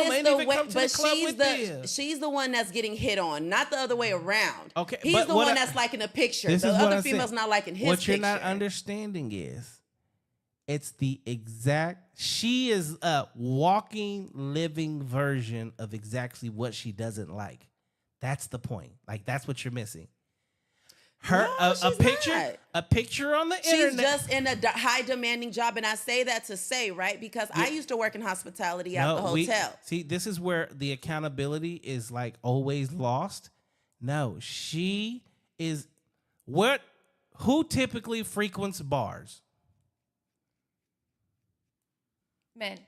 Thank you. And mainly what type of man? Old men. And they are single? Lonely. Okay. I think I get what you're saying, and it's more so of the simple fact that if you don't want a man liking a woman's pictures on social media, then you should not be in a profession or a job where you know them men are going to be drooling and lusting over you and work hitting with on Angela? you. You said what? Yeah, she's there on Saturday she night. said, turn on the pot and was like, oh my God, that's Molly. I work with her. Trophy wife Angela. She was just on here Thursday. No, Angela can sing like a mother. She was just here Thursday. Aww. She was just on the show. No, she's Small world. Awesome. She's awesome. So did y'all just forget what I just said? Not at all. No. Okay, so I was waiting for a response to that. Because is that what you were referring to, though? Is that what you were getting at? You talking to me or her? I'm talking to you. He forgot. No, what I'm saying, okay. No, did you hear what you don't repeat it. So repeat it for the people. So what I was saying is, what you're pretty much saying is that for her to want her man, knowing that she's already went through and seen what these type of men could do, but the fact that she doesn't want her man liking on social media, liking other women's pictures on social media because, so by her not wanting that, you're saying that she shouldn't be in this profession to where these type of men are going to be lusting over her and trying to flirt with her? I'm not saying that at all. What I'm saying is, like, she is literally the epitome of those women on the internet. She is literally at a place that is known to be frequented by single men that hit on women, specifically bartenders, on a regular basis. Just like the women that are thirst trapping on the internet are doing it on a regular basis, knowing that men are going to hit on them. So if you are turning them away, like, if anything, you have the responsibility and the know that when this is happening to you, she does not respond. So even if you catch your man doing it, 9 times out of 10, it doesn't bother you because you know just like you don't respond to that shit, the chicks on the internet are not responding to that shit because she's got 350,000 followers, 100,000 followers, 3 million followers. Because the chicks that are being double tapped and thirst trapping like that, they're doing that because they're getting paid for it. It is also their job. And that's why they're doing it. Like, it's her job to go serve drinks. And actually, hers is a little bit worse because the niggas is actually getting fucking drunk and they're in person. But she couldn't be able to control herself, though. I think, but here at the end of the day, here's what it is, and here's this. Regardless if a man agrees with my idea, right? That I don't like you liking pictures, right? Here's the thing. As a woman, as a man, you have the right and ability to say to your partner, if I didn't want my partner drinking apple juice, and I was like, I never want you to fucking drink apple juice again.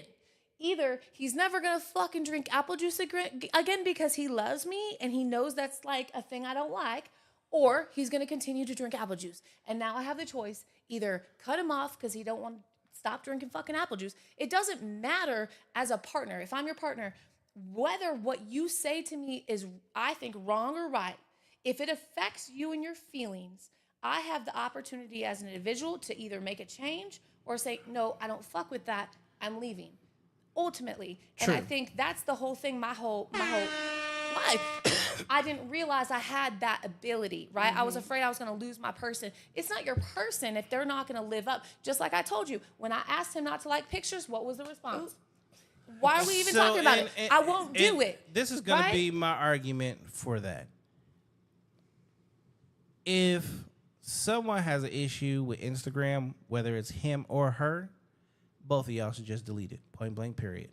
I mean, I definitely, and the reason for that is what's good for the goose is good for the gander.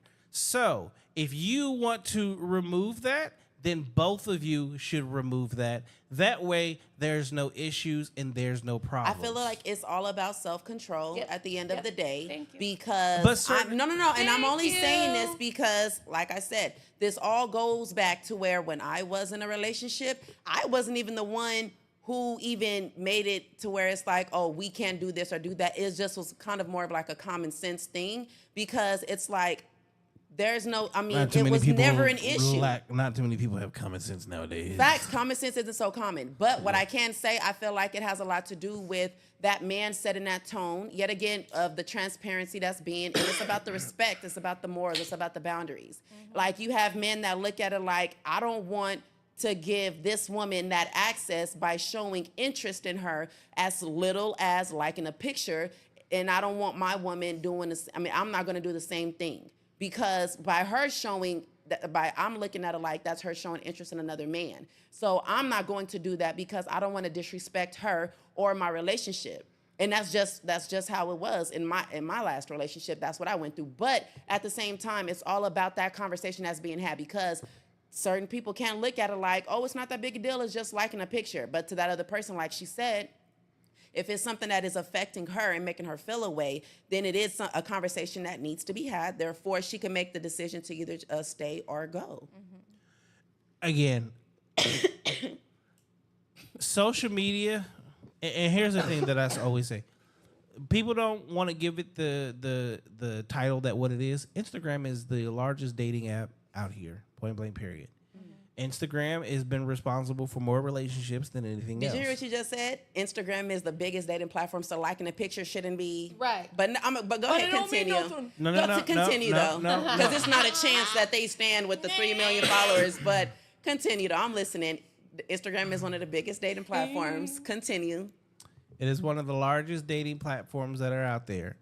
Now, the ones that make it. So what usually happens is a 0 follower to a 0 follower, they'll pay attention to each other. A 1 million follower to another 1 million follower, they pay attention to each other. The ones that fall in between there, they usually fall in between the cracks. Instagram, Facebook, all social media platforms as a whole, what I would say is, if you have an issue with them, to make it a non-issue, is don't participate in the games. because one way or another, is gonna come back to haunt you in another way. Because unfortunately, like, yes, he's saying all the right things, but does that mean that he's doing that? Unfortunately, so many people make fake or second Instagrams, second Twitters, all kinds of shit in order to do what it is they really want to do. Understanding how men and women work should be something that is just, I thought that at this point in life it would be second nature, but it's just not. It's not, whether it's a thirst trap or a regular pick. When men see something attractive, we like it. When men see something attractive, that's like walking around holding your man's dick. Go to the mall and literally hold your man's dick. You're going to find out what he really thinks about a lot of things that he sees. It changes your outlook, but you quickly and vastly learn and understand that we don't have control over what we like. And wait, you don't have control over what you like? We don't have control over what we like. If we see something and we like it, we don't have control over that. Taking a physical reaction to physically, like, taking an extra second to like something or to whatever, that's literally no self-control. No, do you understand that Instagram was actually created just for that? So why can't you like it, but because not like it? Well, there's no way to like it without liking it. Right, because you want the other person to be acknowledged. No, we don't care. Like, see, this is the thing. So then why can't you just see it and move on? Okay, it's like smokers. It's like smokers. Mm-hmm. Even when smokers stop smoking, they still do hand-to-mouth things. They do a lot of things that are hand-to-mouth. You guys don't understand that Instagram and the double tap was done because it's actually something that as human beings we do on a regular basis. And when things become habits, and at this point, Instagram's been around since 2009, they are ridiculous habits that so many people have done for such a very long time. That's like asking Dolly Parton to stop getting her titties done. She's been doing that shit since she was 20, in her 20s. There are certain things, it has nothing to do with self-control at that point because we are controlled. And the fact that people just don't want to take that accountability and understand that the world, you drink what you drink because of what they put in front of you. We eat what we eat because you've been sold on that. It's what's put in front of you. You take in certain TV shows, like literally, I don't give in to peer pressure, which is why I've never seen a BMF, a Power, any of these fucking TV shows. But every fucking day, 10 people talk. You need to watch this. You need to watch that. You need to do this. You need to do that. Have you went and seen this picture? Did you see that on the gram? Did you see that on Facebook? Did you see that on Twitter?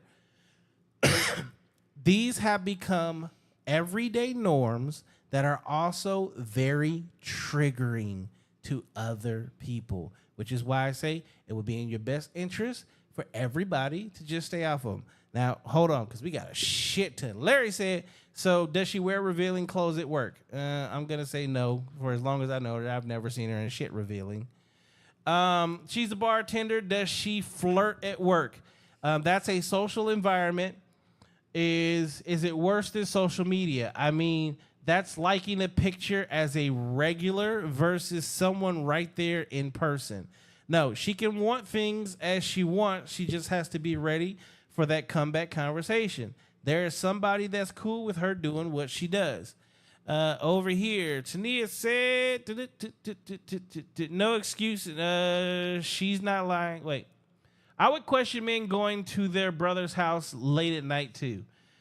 She's not lying. No excuses for this. Self-respect, self-discipline. I would say yes, depending on the man. He could definitely hit. Not all men. Wait, what?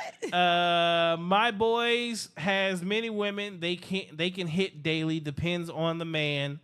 Laughing emojis. You're not their type then. Does her friend she linked up with fit her requirements?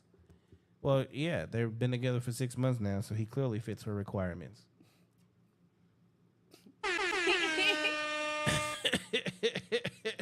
You got to start reading them while we in the middle of the conversation. Well, we can't because, see, this is the thing. I hate cutting you guys off, and a lot of times I'm cutting you off for the comments, and it makes it hard because I want to read the comments and they do go with there, but at the same time too, do you see all these motherfuckers that came in plus all these motherfuckers over here? Like, we wouldn't even get our conversation done because we read that conversation. Like, the shit is... Hey. To the chat. Y'all, all you motherfuckers that's in here in this chat, make sure you like the video, subscribe to the channel, and everybody's Instagram is in the body on all of these platforms. So make sure you go also follow them and double tape they pictures and shit too. Shit. I mean, I'm single, so you can't make me feel no way. Yeah. So there you go. It's a good conversation though. Mm-hmm. See, now it ain't us just typing this shit. We can actually have this real conversation. So. Yeah, I know it's actually. Yeah, we finna make this social media, this Instagram. Yeah, because and this is the thing, and I tell women to do this all the time. Make a social media. Go find you just a regular fine ass dude, and then go make a social media, and then watch how little attention Mr. Fine Ass Man gets. Right, but the only time he's gonna get a bunch of attention is when he garners hundreds of thousands to millions of followers. Because again, men are based off of what we bring to the world. I know for a fact if that man is fine as hell and he get to liking somebody pictures or whatever the case, that female gonna bite. But if he's ugly, it's a slim chance. It's definitely a slim chance. I think my whole thing is my daddy always taught me one thing about men is a man should be beyond reproach. And what that means is no matter where he's at, another woman should always know that she doesn't stand a chance. Mm-hmm. But our fathers, I tell that shit to my daughter, but we also have to be. No, but he moves in that light. My father has always moved in that light.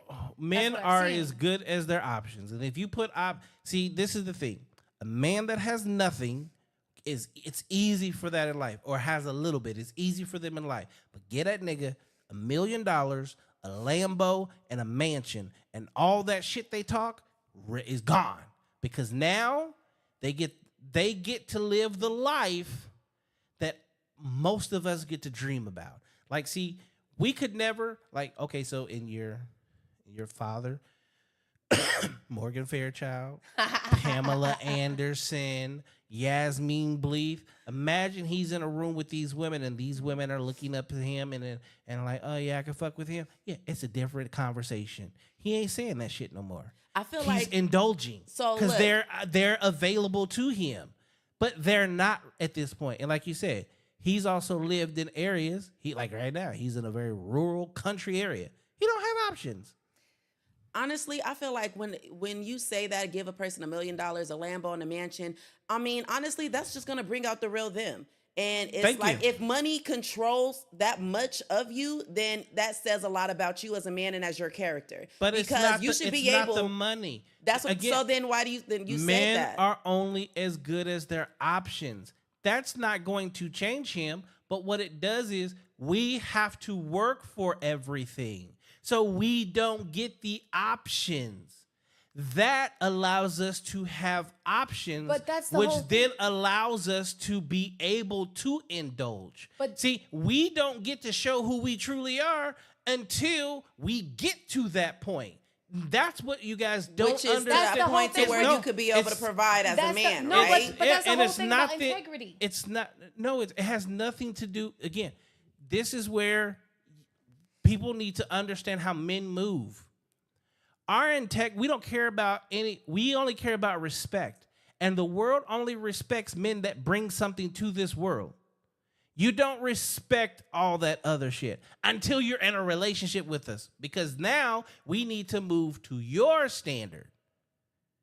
But as men, we are only respected for what we bring to this earth, what we provide, and what we do. Anything else, no one gives a fuck about us. How do you figure that? Because you can't. I'm saying this because you can't necessarily speak for every man on how they feel, or even a good portion of them. Because Then why do so many men commit suicide? Well, can't say that word. Why do so many men self-delete themselves because they can't achieve shit? Look at the how society beats them down, especially black men and black and brown. So men. you're proving my point. That's just it, because they don't provide shit. Well, because Until they become something, they're not providing shit for this world. Because so women we have beat fucked up. on men. Women have men fucked up. down that haven't done shit. Because this is the thing. As a man, and I can tell you this. If you're short, I'm telling you you're short. If you're fat, I'm telling you you're fat. If you're broke, I tell you you're broke. Guess what? As women, you're short, fat, and broke. I'm not dating you. Yes, men and women beat down men that have achieved nothing. But the moment he's achieved, the moment he's taller, the moment he's richer, the moment he's taking care of something or built a business or made something successful, we don't give a fuck about him. If that's the case, why aren't we paying high school stars and or bench warmers? Look at bench warmers. Bench warmers, even in the NBA. G Leaguers, even in the NBA. We don't give a fuck about, but we suck LeBron James's dick. Be LeBron James because anybody else we don't care about. Name me 5 people that are on the bench of any team. I don't You watch basketball. can't. I don't watch basketball or football. I mean, not like that. Okay. But what I'm saying is, it's like you're making it. Okay, so you're saying basically nobody cares about these men until they actually make something of themselves. In other words, nobody cares for these men until they actually become men, is what you're pretty much saying. Because it's the same way for a woman. Nobody's like it, but as a man, like you guys, yet again, you guys, you set that tone. You guys are the leaders. You guys are all of that. You guys have that standard that you guys have to live up to with that expectations. So if you guys are failing yourselves because you guys haven't reached where you need to be as a man, that is on that man. But at the same time, money and Lamborghinis and all that shit didn't have to matter for them to be important. It's just how that man is as a man to be able to, because it's like at the same time, if this man is just a nobody and it's like then that's on him because he's not where he needs to be in life. That's not on nobody else. Here's the thing. There's a lot of men that unfortunately are nobodies. But here's the thing: is culture has shifted to such an extreme to where that's literally how our good men feel. Our good men feel like if I haven't made it here or there, I don't have a chance with her or whatever. And then women have perpetuated this because what are they after? They're after men with money, men that can take them. Thank to you. You fucking literally expensive. And I get have that. songs. And like I said, I can't wait to do the show where we have this conversation. Mm-hmm. Entertainment has changed where this world is today. Every chick is only rapping about getting a dude with money and a Birkin bag. And then these regular chicks who have achieved nothing in life are doing that. There's a statistic. A woman making $30,000 gets to live a $150,000 lifestyle. Why? Because she's taking on dates. She's taking out to dinner. Niggas is paying for her lunch. They're taking her shopping. They pay for her vacations. They're doing all of this shit, right? To say that men don't that, great. Then let women start taking men and doing the exact same thing for them. But no, a man that makes $30,000 is just a man that makes $30,000. You got some men that's out here being taken care of too. You can't sit there and portray it on like it's just only women. You got sugar mamas. Very sugar few, but ain't no very few. It's a very high chance because there's a lot of really men who are okay with allowing their woman to take care of them, and not even their women, just a woman in general. And they look at it like, oh yeah, I got the sauce because I got shorty over here buying me this, and I got her over here throat goat, and I got her over here. She do this and that. No, men do it too. But do you know who those men are? So we have a rolling joke at the last podcast we have that if you're 6'3" or taller, have you ever seen a 6'3" or taller man homeless? Oh no, they sitting down all the time. No, you haven't. You know why? Because that nigga is so wanted by so many women that he can be super dick on anybody's couch just because of his height alone. But you see short man homeless, which even just that, like this is the thing. And everybody's, Angela is saying, sorry, Bailey, can't speak for every man, just as I can't speak for every woman. It's not about speaking, it's speaking about generalities. And like right now, even in the general world we live in today, homelessness proves that. Lack of anything for vets proves that when it comes to men. Shelters proves that. Everything that I'm speaking, the world shits on men. If the boat goes down, Titanic goes down, men and women first. Women and children first. Women and children first. The man can die. We are disposable. Y'all are the leaders. Y'all are the actual leaders. But we have to who goes out to hunt? With men being the leaders, y'all expect that all men are leaders, and that has never even happened. And y'all expect all women to be in their femininity. Like, it goes both ways. Well, almost all women have always been in their feminine until now. We just had this conversation, and we have this conversation earlier. The number one thing that has actually changed in history is women. And men have changed in order to even be able to get you, which we had this on the other podcast. Men work 10 times harder to get 1/20th of the woman his grandmother was. Crickets, because you're not wrong. You're not wrong. But here's the thing: is that it's not that women have changed or men have changed. Society has changed. Hello, Culture music has changed. And guess what? We didn't do. We didn't stand up. Hey, I'm sorry. Do we have in this day and age? Do we have a Martin Luther King? Do we have a Rosa Parks? Do we have a Amelia Earhart?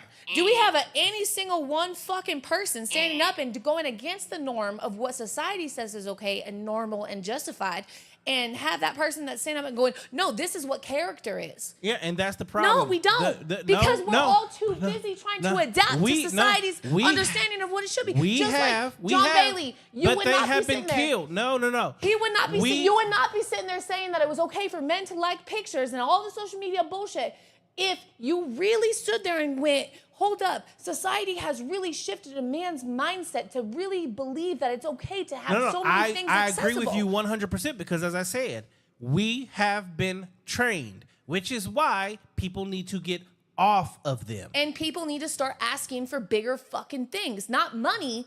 I'm not asking for money, John. I'm not asking you to take me to the fucking Fleming's, and I'm not asking for go to the mall and all this shit. I'm asking for one simple thing. If we can't ask for that, then who are we But dating? that's what what's the point? Remember what I said earlier. When it comes to relationships today, people need to start setting boundaries. Yes. Standards need to get back to women need to hold themselves accountable and raise their standards again. Because the moment that a woman raises her standards, guess what men do? But guess what, John? Go to the next woman whose standards are lower. Nope. Don't let us raise our standards and say we're being insecure. Once we know our worth and our value, they want to go to somebody that's more easily accessible. No, that's 100% not true. Because this is the thing. Back in the day, y'all don't like to fight for shit no more. Y'all like shit to be easily given to y'all. But we're gonna talk about even in the past. Women are so accessible. In the past, women are hoes. In the past, we can talk about where history was at. In the past, if a man couldn't have the woman he wanted, his only option was what? A prostitute. Well, now they're just online everywhere. They're just your everyday next door neighbor. So again, and it's acceptable. That's what I'm saying. You're proving my. If women raise their standards, exactly, men would comply, and everything would change. If women stop allowing themselves to get pregnant and have just anyone's child, that changes the game. It changes the game. No, you. Stop acting like you are not in control of what comes out of your body, lady. Okay, we don't but control at the same that. time, you stop acting like you don't have the control of what come out of your body. But you have to let me in you first. You have to give that access. But you have to be wanting to get in me first. So if that's the case, if you don't want no damn baby, then don't put your dick up in me raw. But here, don't let your little kids, because those are your kids coming out of you. The first thing don't that pretend like you want more than the pussy. first thing that must first happen is access. Everything else you're speaking about is what happens after the fact. There is cause and effect. The cause is You let the man in you first. I let the man in me, or the man went in me. No, did he take advantage of you? No, it was both willing access. Okay, we were both willing participants. So both willing take the participants. accountability of giving access to you. The first thing that has to happen is access to you. But We're said both that. willing participants. No. We said that though because But we said women remove fucked it up. access. Remove the access, and it does not happen. That is the biggest part of the accountability, is removing the access, because without that cause, there is zero effect. Okay, Remove access, so there's no children. I definitely, as far as the accountability goes, yet again, you are both willing participants. I didn't put a gun up to his head and say, that's not where it nut in me starts, now. though. But that's No. not where it starts. You have to go to where it starts.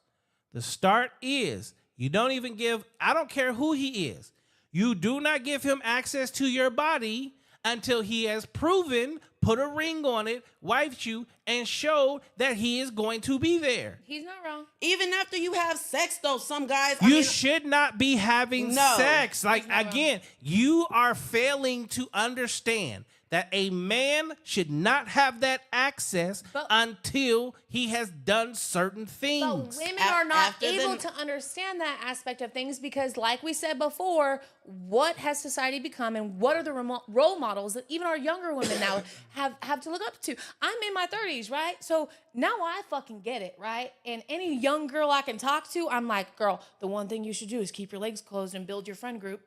Keep your legs closed and bring your female friend, build your female friend group, right? But we don't know these things until later. Our women now are growing up with these fucking role models. Sexy red, Cardi brown B's, booty hole. This is what they're talking Megan Thee about. This is Stallions. cool.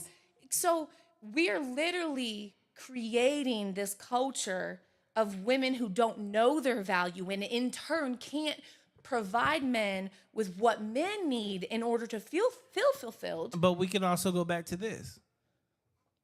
Women, long time ago, knew their fucking value and got exactly what they were worth when they had two-parent households. Exactly. So, but society shifted. It still goes back to what changed. The first thing that changed is women made the change to be equal to men. Yes.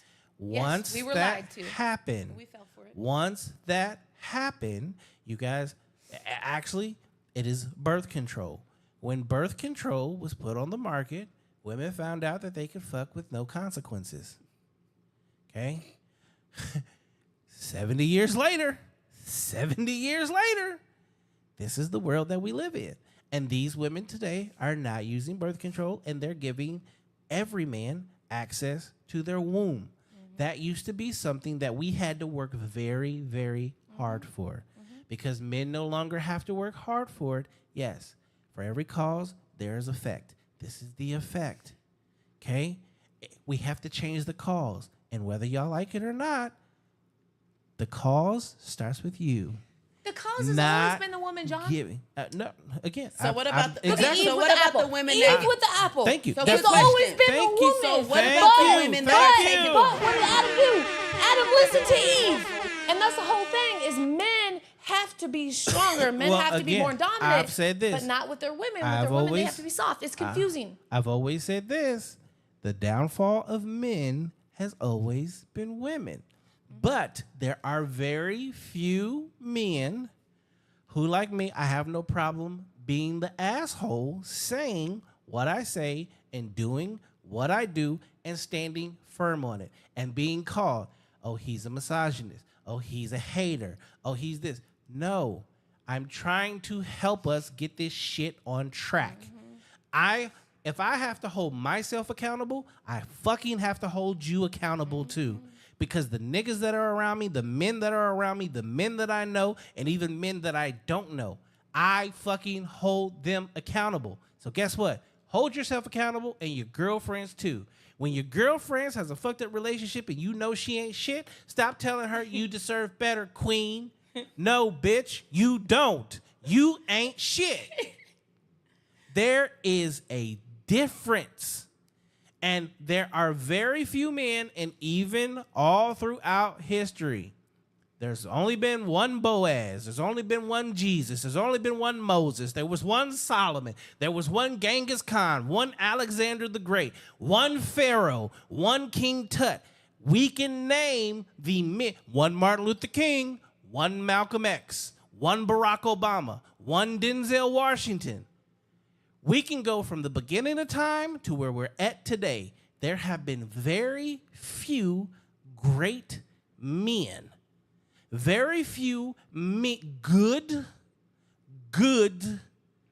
actual men that stood the test of time and did not fall victim to a woman. At the end of the day, it's just about understanding that pussy got power, period. And I say that to say, when a woman understands her pussy got power, she don't need to sit there and be so quick to give it up, because once you give it up, you're literally giving up your power to that man. All right, Tania, I'll go ahead and agree with y'all and say she said there's a high volume of men being taken care of now. Well, guess what, motherfucker? It's y'all taking care of them. Mm-hmm. So again, still have to hold yourself accountable. You wouldn't have motherfuckers being taken care of if you weren't taking care of them. She said short men homeless, and she's laughing. Exactly.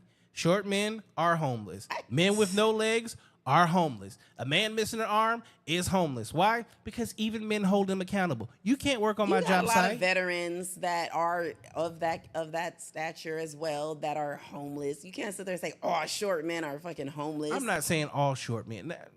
I'm going off of what she said. What I'm saying is, at the end of the day, you ain't finding no super tall homeless nigga. That's for sure. That nigga gonna fuck somebody. As well as at the same time, somebody wants. I definitely, I do want to say I definitely agree with the both of you as far as well as what you were stating. As you know, women do need to up their standards and their morals and their boundaries and this, that, and the third. And you were saying that these men need to be a lot more stronger when it comes down to temptation, because at the end of the day, we are both accountable. But at the same time. But society will hold a man accountable. Society won't hold a woman accountable. What I will say, though, is that these women these days, this generation, in this society, they do need to understand that a lot of these women, they are not carrying themselves as women, because they want to, yet again, they want to show men that's in society that they are equal, that they can do what a man can do. But at the same time, it's not who to size up as to who dick is bigger at the end of the day. And a lot of these women do not know their place, because if they did, then they would be a lot more respectful to the men that they are involving themselves around, or even just how they represent themselves. Because with a lot of these women that are rapping like men, it was this one female from New York that was sounding like a straight man. But the fact that, they're looking at it like, oh, women from the Bronx or New York, they're coming up. At the same time, that woman comes off very masculine. And I'm only saying that just to say, rapping at a point in time, it was a man thing. I mean, don't get me wrong. You have women that, put their soul into it, or, however, like Erykah Badu and things like that. But a lot of these women are trying to fill those masculine roles, and they are losing sight of how to be a female in her feminine energy. And they're just losing sight of it, and they need to get that control back by having some type of morals and understanding of their roles. They're trying to train society, right? That this is what's empowering as a female. Mm-hmm. I'm empowered as a female because I can take all my clothes off and talk about my booty hole, and I can go be with whatever man I want to be with. That's not. But the problem with that is it's not empowering. The strength of a woman. Because when you do that with multiple men, it makes you feel bad. It makes you feel bad. You're not okay with that. No. And that's just it. It's like, we have to teach these women it sounds good in essence, but in doing it, it doesn't make sense. Mm-hmm. Angela said, you said the other night it's okay if a woman sleeps with you on the first night. How did you work for it then? And then Tania said, I would like to point out Angela's response. So you said it's okay you sleep with a woman on the first night. So the question is it okay? Does sleeping with someone on the first night ruin a relationship? The chances of a successful relationship? And my response is, all of my long-term relationships, including my kids' mothers, I've never had a relationship last less than 4 years. Yes, I slept with them on the first night. And they say, how do you work for it? Because as a man, I had to take her out. I paid for everything. Yes, we had chemistry and we had sex on the first night, but that doesn't change because that's not every relationship. So there is a difference. So what has happened with me, and also with the fact that I am a relationship person. So my standards and what I bring and what I do for her after the fact takes her to the next level. It's not me just fucking them and there's nothing after that. Niecy said, but we are not equal. That's the problem. Yep. And today, a lot of Yes. ladies want to walk in the spirit of it being equal. Yeah, I definitely. And Yes, hold on. Tania, yes. The women that I've slept with on the first night, 7-year relationship. We had a child. Our child passed away. That's actually what broke us up. 6-year relationship. We were actually engaged. A 4-year relationship, and I had 2 children out of it. So yes. We're not supposed to be the same. We're different. Absolutely. That's what makes We're us beautiful. way different. That's we are way that different. actually, you know what the difference is in all of us? We're all human, right? We all bleed blood, whatever. What's beautiful about all of us as individuals and humans is the fact that we are really so different, and women and men are 2 different species. And it's not about trying to be the same. It's about negating our own egos in order to make your partner better so that you can be better and vice versa. But we don't want to let go and of what that. it's really about is honing in on the differences between us, because this is the thing. I, as a man, know what I'm supposed to do as a man, and you, as a woman, know what you're supposed to do as a woman. And that is the beautiful dance that God created in the first place. But this goes back to, and I say this all the time, we are so fucking far away from what God wanted us to be by chasing money and cars and clothes and status.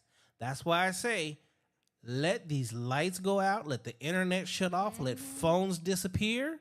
Lions, tigers, bears, oh my, give us a great reset. Women are going to realize, shit, I need a man.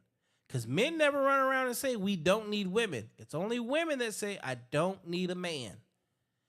It will become very apparent how much we need each other. Period. Yeah, because like I had just literally posted a story on my wall, and it was pretty much going on about saying like how a lot of women, you know, they're under the impression that God is preparing a man for them. But no, it's the other way around. Yeah, because woman is a helpmate. Absolutely. And it's like, you know, when it comes down to it, Eve was made for Adam. Adam wasn't made for Eve. So at the same time, God is literally preparing us women, you know, for our men, but we have to make sure that we are able to live up to them expectations when it comes down to it. Because yet again, a lot of women, they are failing themselves when it comes down to being that role model and just being in that being in that woman role. That's hilarious. She had a pee. She was trying not to walk through the camera. Oh, she's so cute for that. But yeah, no, I definitely look at it like, you know, at the end of the day, you know, because a lot of these women, yet again, they want to be men so bad. They want to be masculine. And I was just having a conversation with somebody who was just saying, like, you know, as far as their wife goes, she want to be masculine so bad, so I'm going to go ahead and let her go. And I was always told a real man is not going to tolerate a woman that is coming off masculine, acting masculine, thinking whatever. Because it's like y'all both can't be competing for that role. If you don't know your role and can't seem to fall in line, then baby, you gotta move around. Because there's too many good women out here that want that type of man. And for her to be, you know, doing whatever it is that she's doing to put him in that position mentally to where he's now like, you know, I feel like it's not just gonna work. It's not gonna work at all. And women need to stop with the argument of, oh, well, he couldn't handle me, or he got intimidated by me. No, we actually are not turned on by you. I can be as masculine as ever. That doesn't mean that I need to put up with your bullshit. 2, masculine energy with masculine energy, we now just see you as a dude. We see you as a guy. We see you as like who our friends are, the homeboy. The homie. And guess what? You the bros. I'm not finna fuck her. I'm not finna fuck my homeboy in a female's body. It's never going to work. That relationship is never going to work. That is why God gave us testosterone and gave y'all estrogen. You don't have to do anything because it's on me, so you can just walk regular. So when you do those things, testosterone and estrogen makes for a beautiful dance. And that's the difference. And today we're so far from that shit. Nisi said there also needs to be a balance because sometimes the woman feels like she needs to do this or do that because he's not giving her nothing to follow. Then she need to go ahead and stop trying to allow the blind to lead her, cause baby. and that's another thing. A lot of it is the blind leading the blind. If your man can't lead and you have nothing to follow, what are you there for? Because if you don't stand for something, you'll fall for anything. And True. But see, what they do is now, but he looks good. And this goes back to we take this back again. Women used to look at men for his masculine attributes. Y'all are no longer looking at men for masculine attributes. Why? Muscles, a little bit of belly, a strong jawline, masculine attributes. But no, y'all want pretty niggas. Y'all want tall niggas. You are going and falling for men that give you feminine attributes. Hell no. They come off as feminine, and that's what, oh, he fine. Yes, but the ugly nigga's the one that would actually take care of you. Wait, what? Who's going for the pretty ones? I don't want no man prettier than me. There's no way in hell. Why would I want a man that's prettier than me? Why? Oh, it may not be you, but we're not talking about you. I mean, because I'm just saying it's but we're not talking about you. So then, how but we're how not do talking you about figure you. the women? You Because want your man prettier than you? That's what a lot of the females do. I don't seek out any man that's like more attractive than me, or whatever. No, I don't. But I think that also it's like women care too much about what other people think. Yep. And if that man treats you right and does right by you, then none of that should really matter. Because we just had this conversation. When when a bad, what y'all consider to be a bad looking chick is with what you consider the ugly kind of chubby dude. How did he get her? What is she doing with him? Oh, he must have money. Like, it can't never be because he's just actually a fucking man. You know what shifts with a man that's with a good looking woman, right? An unattractive man by society standards can walk into a room with an attractive female by his side, and now all of a sudden all these other pretty females, they want to know what he's about because he's got something. He has to have something. He has to have something because he's walking with a pretty female. But it's a status symbol. That's what it is. Exactly women what it is. And it's a shift in our minds that we really have to adjust. Women like what they cannot have. Yep. And it's like when it comes down to it, it's like, especially if it's somebody that, yet again, who they possibly used to talk to, they're going to see if they still have that access to if that man, to see if they have it too, because they don't like competition. And it's like, at the same time, competition. I mean, my bad. They just want to be on top. Right. They love competition, but at the same time, they want to still show themselves that they still got it, that they still got what it takes to pull whatever man. But at the same time, it's like, it's not even that big of a deal at the end of the day. But so Nisi over here said, same thing for some men, though they're looking for the women with the BBLs and the tummy tucks, etc. Okay, so I can't agree with that because TikTok and everything else has been proving left and right that when they go out and they do these social, what they call social experiments, that when asking those questions, nope, all men are asking for natural bodies. But guess and what? there's hundreds of those videos out. Guess what those men are doing online though? Liking They're liking the women with the BBLs, and they're liking the OnlyFans girls. That's what they're liking. Okay, but see, so women think that's what is needed to be accepted. That's what we're trying to get at. No, but and men have to shift that. I understand that 100%, and then that's where I have said this. I have said this because it does send a mixed signal. But see, this is where women also need to understand that men, we have two. If we had a transmission, we're a fucking 2-cylinder. Why? Because cylinder 1 is fuck you, and cylinder 2 is wife you. And women have conflated all attention to just wife you attention. No, men since the beginning of time we put you in one setting or another. You're either recreational use or we're gonna wife you. Yeah. And the problem is you guys do not understand that. And you we don't just want to pay think that you want to wife us. 'Cause you're But you know telling us what? that You know what I want- discovered though. Like even though, like how he just said, like men they're gonna place you in either recreational or our trophy, and it's like that. I feel like honestly, at that point, it's up to that woman on how it moves forward. Because if she makes him work for it, he's gonna be so used to he's either gonna work for it or he's either not. He's gonna either go away.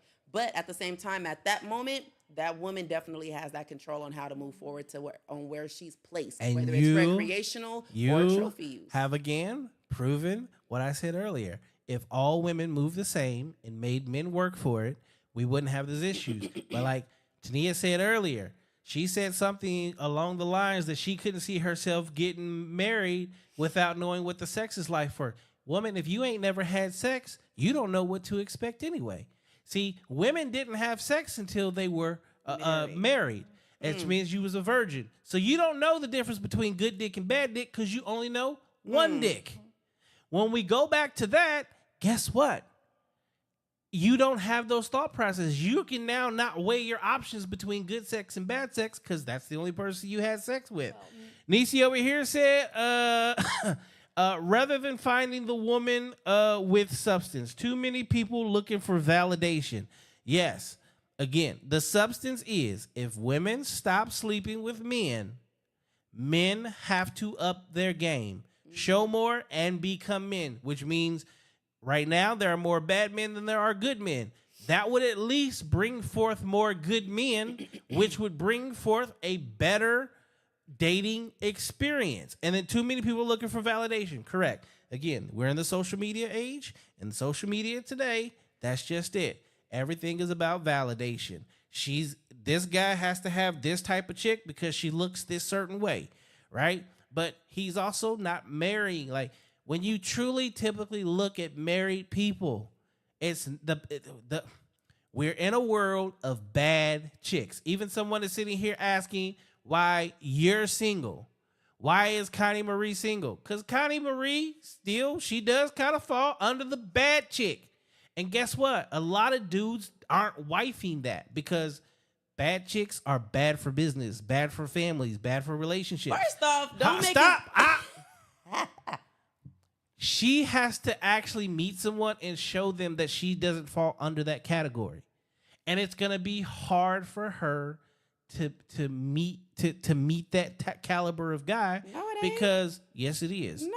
Because you got a lot of motherfucking nobodies throwing their shit in the fucking bank.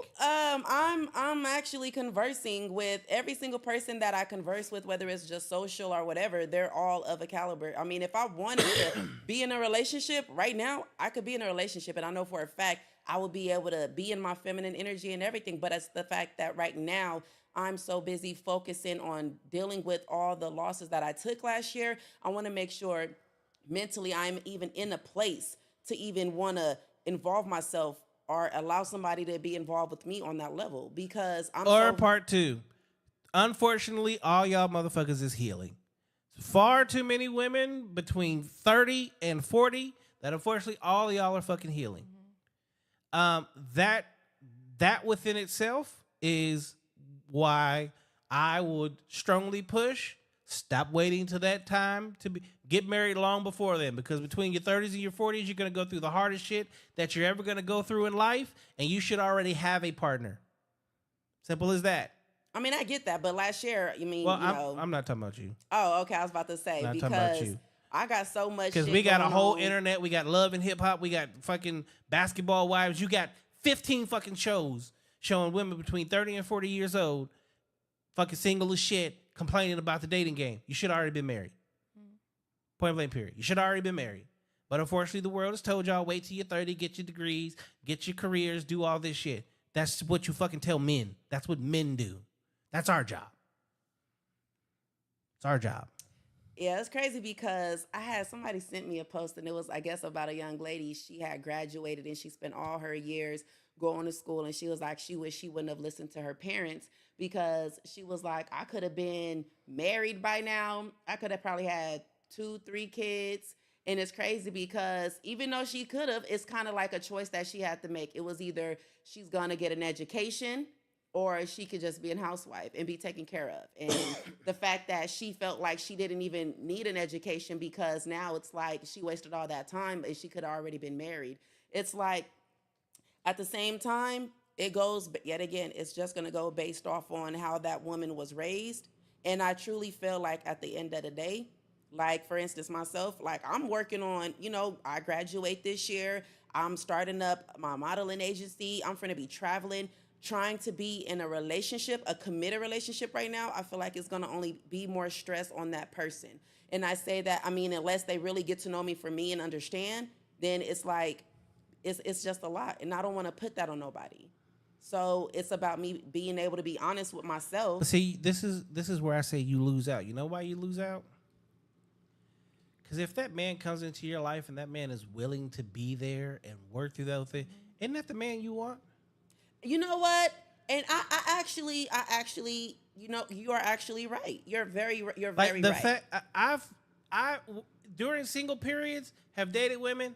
I'm financially not where I want to be. I'm not supposed to do this. And I tell them all the time, what you're saying makes no fucking sense to me. But look, you're trying to do my job. Like, that's the conversation I should be having. Now, if I'm not where I'm at financially and I can't take care of you and I can't offer you certain things, I fucking should be having this conversation with you. But if a woman if she was already just in a relationship and if she's not ready to just be back in another relationship. But it's never about the relationship. It's always, I'm not financially where I need to be at, or I need to heal from some other extracurricular shit. As a man, that is my primary job. That is what security is. See, it's safety, security, provision. Safety is protecting your ass. Mm-hmm. Security is emotional balance. Mental, physical, metaphysical, all of those things, I am your security.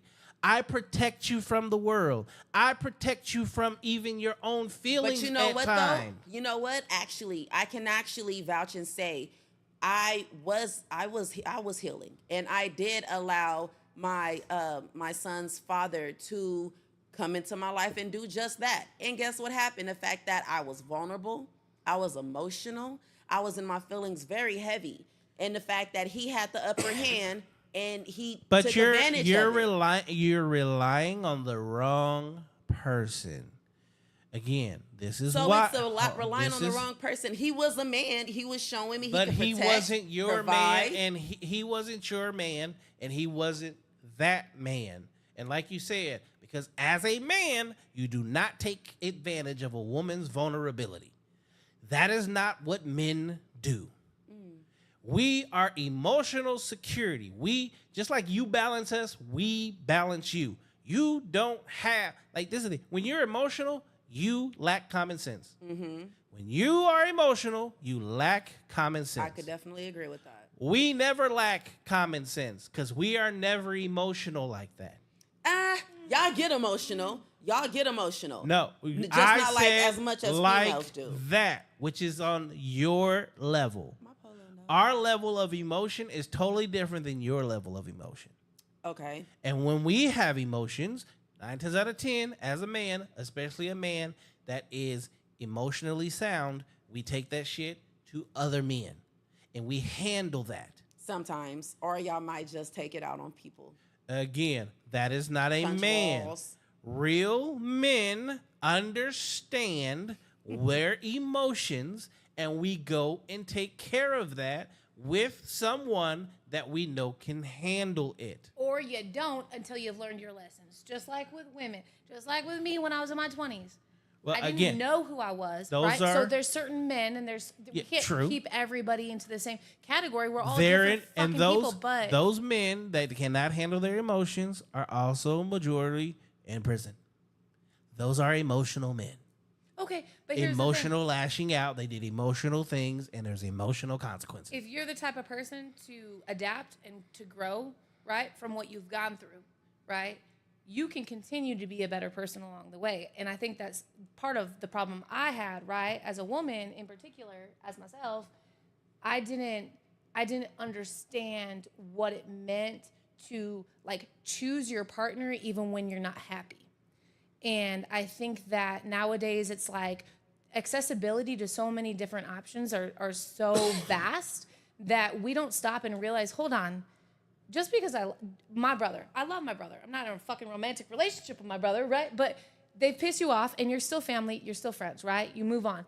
When you're in a relationship with someone, it's like you can't sit there and anticipate them to cover every single one of your needs. Because if you do that, then now you guys are just codependent and there's no growth there. If you're with somebody that you can't grow with, then you just close the door and walk away right then and there. You can't grow with them.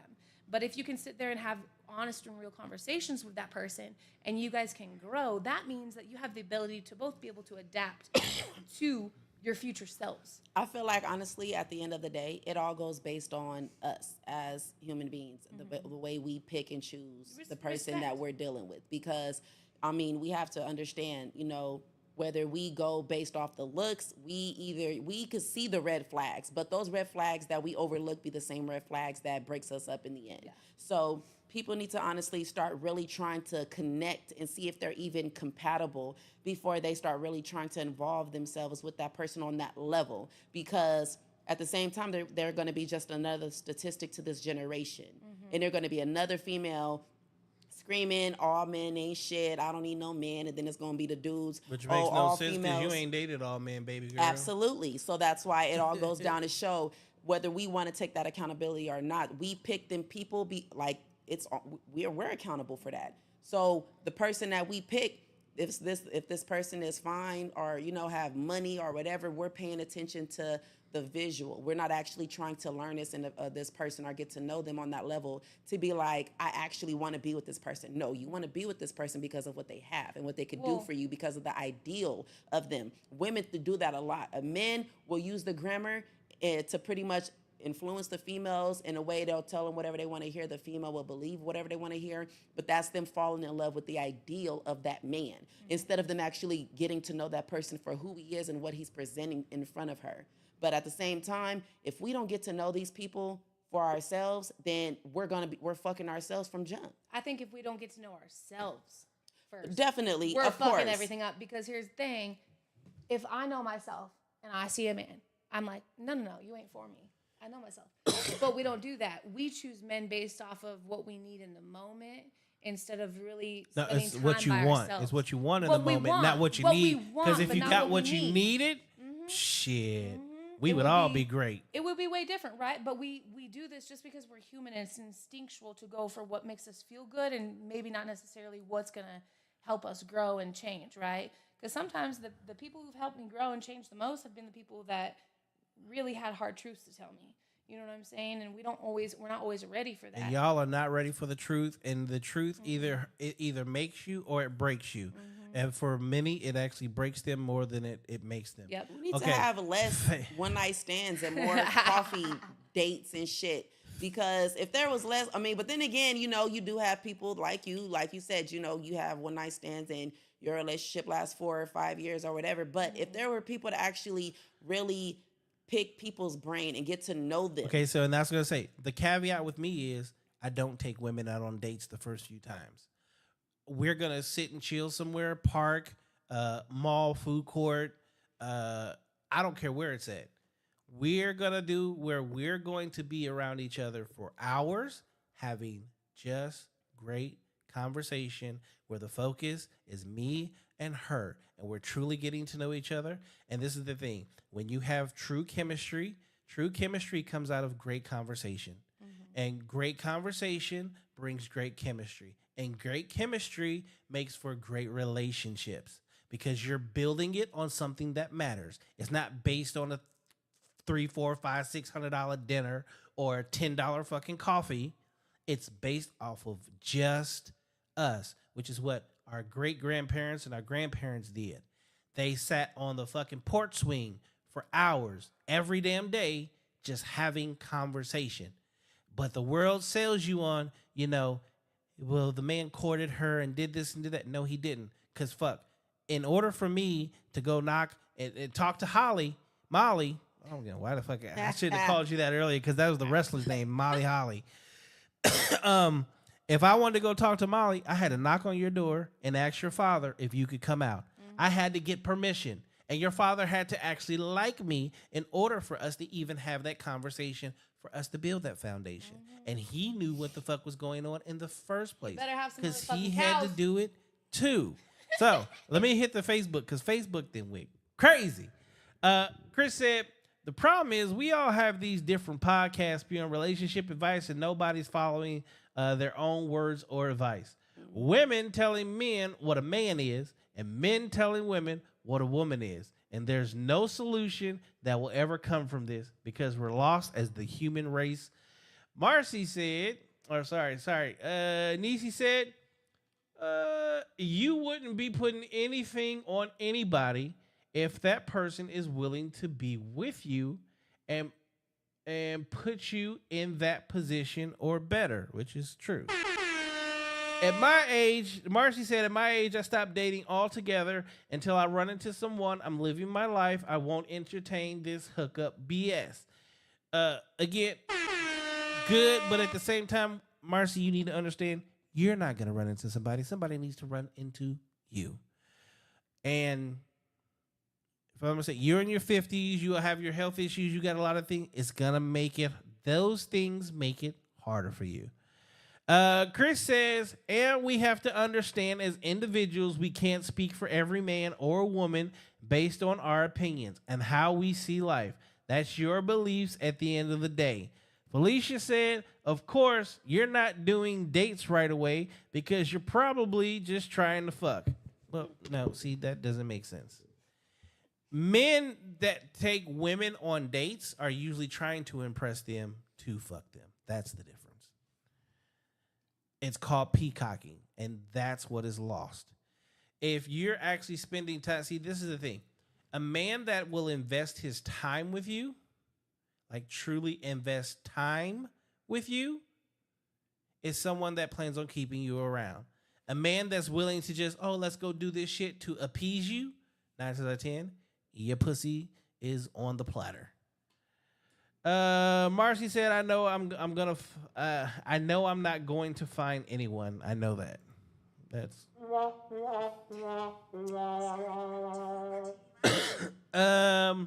Tania over here says, I'm heavy set and don't feel like I have a problem. I feel sexy and have no complaints.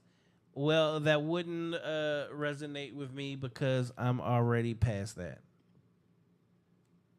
Okay, I don't know what she was talking about. Molly, what do you think of the show? It was fun. I just, I get to talk shit, but it was on camera, so that's different. I'm not at home. Oh, shit. I didn't realize that my bladder is not like it once was. That's called children in age. Motherfucking children. I'm an old ass fart now. Children in age. It's okay. It's just more wise. She said, I'm old fart now. What do you think about this show? Oh, it's definitely, interesting. Just knowing, hearing other like-minded ideas and options and perceptions and things like that. So I told her a couple weeks ago when she was on this journey, I was gonna book quite a few people, give some different outlooks on things. So every show has 100% been different.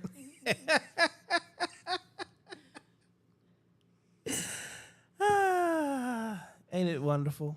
Yep, it is. It opens your eyes to a lot of shit too. Huh? No, it really does though. It really does though. And I like that. I like listening to, a lot of different other perspectives of other individuals because it causes for me to ask that for other people that I converse with just to hear their insight because it's like interesting topics. Mm-hmm. And I like hearing everybody's, opinions on them. So it makes it like that much more interesting. So what it actually does is like when you do this for so long, since 2018 is when this podcast started. Again, you're going to see the ups and the downs, but then you're going to see this. You're going to see the flat line. You're going to see how many people are really alike and how few people are very different. They're few and far between, and that's where, when these conversations happen, this is 6 years later for me. After doing this for 6 years, and even at one point in time, 6 days a week with different people on every week, it's a lot easier for me to say, well, based off of this and based off of that, because whether y'all like it or not, I've done my own statistics just off my own fucking show.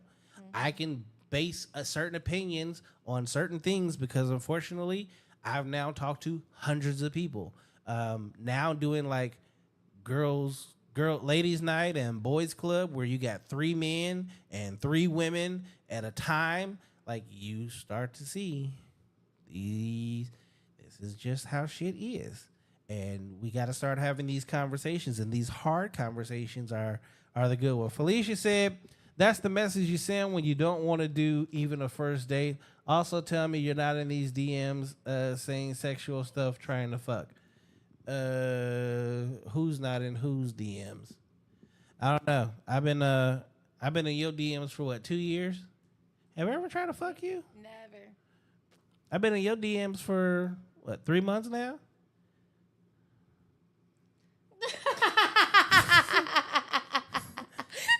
Have I tried to fuck you?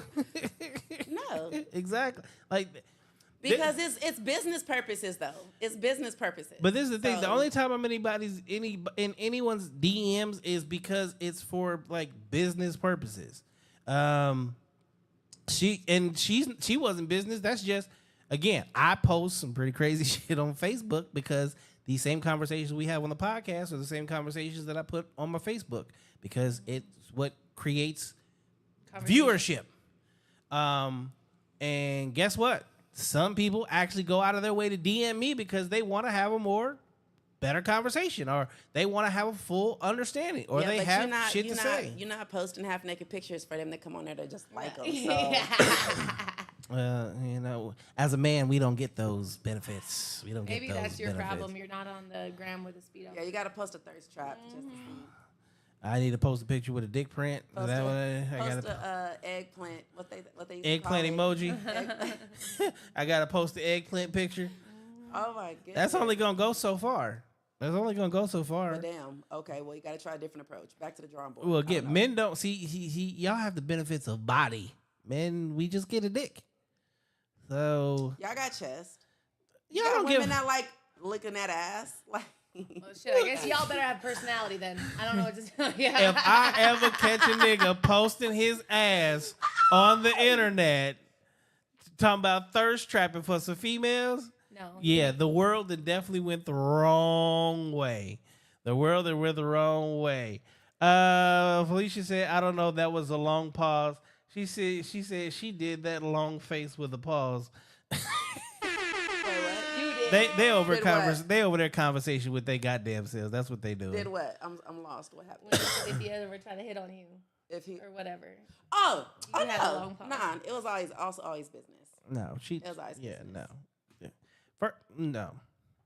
Y'all don't understand that I definitely know the difference between business and pleasure, so that'll never happen. It's like the kind of relationship that we have at this point now. It's kind of like a big brother, little sister type of vibe. And it's like the fact that I get to just talk shit to you. You just take it because you have no choice. And then I talk shit back. Yeah. And then you hate that. And then I talk shit back too. So. But you hate it. Yeah. She takes it.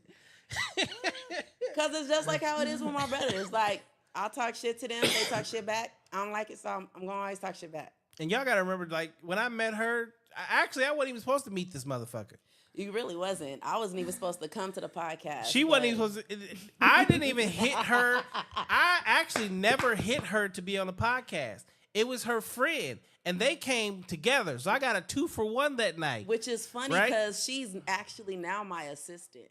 So yeah. Yeah. Okay. So then even when the show started, I don't know, she's got a personality. So even that night, I was on her ass, not even knowing that she was actually going through something. And then afterwards, she told me she was going through something. So I kind of felt bad because, again, I don't like to feel like I'm picking on somebody.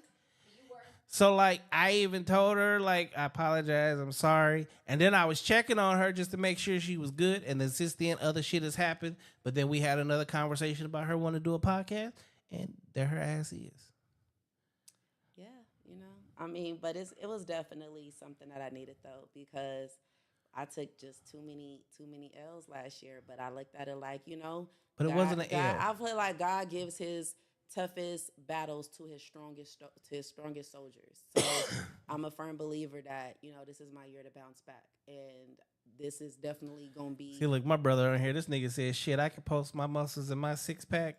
Laugh with the laughing emoji. He said, oh no, not the big brother little sister vibe. Sit your ass down. Nah, that's really I've actually never had a little sister, so I'm like the little sister you never had or no, never wanted. like my brother's wife is the sister that I never wanted and never had. Well, damn. Because I ain't gonna lie, I'm glad I don't have a sister. So many niggas would be dead.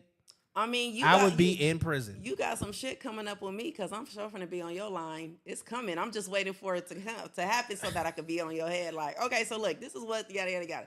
Because I'm finna be on your ass. You see how I just called you the other day because I needed your advice. Yeah. So it's definitely coming. That's all right. And you see, anytime you call, I answer and I'm gonna give you advice and tell you what it is. That's because because we cool like. And even because I tell her shit she don't like to hear. I do tell her shit she don't like to hear.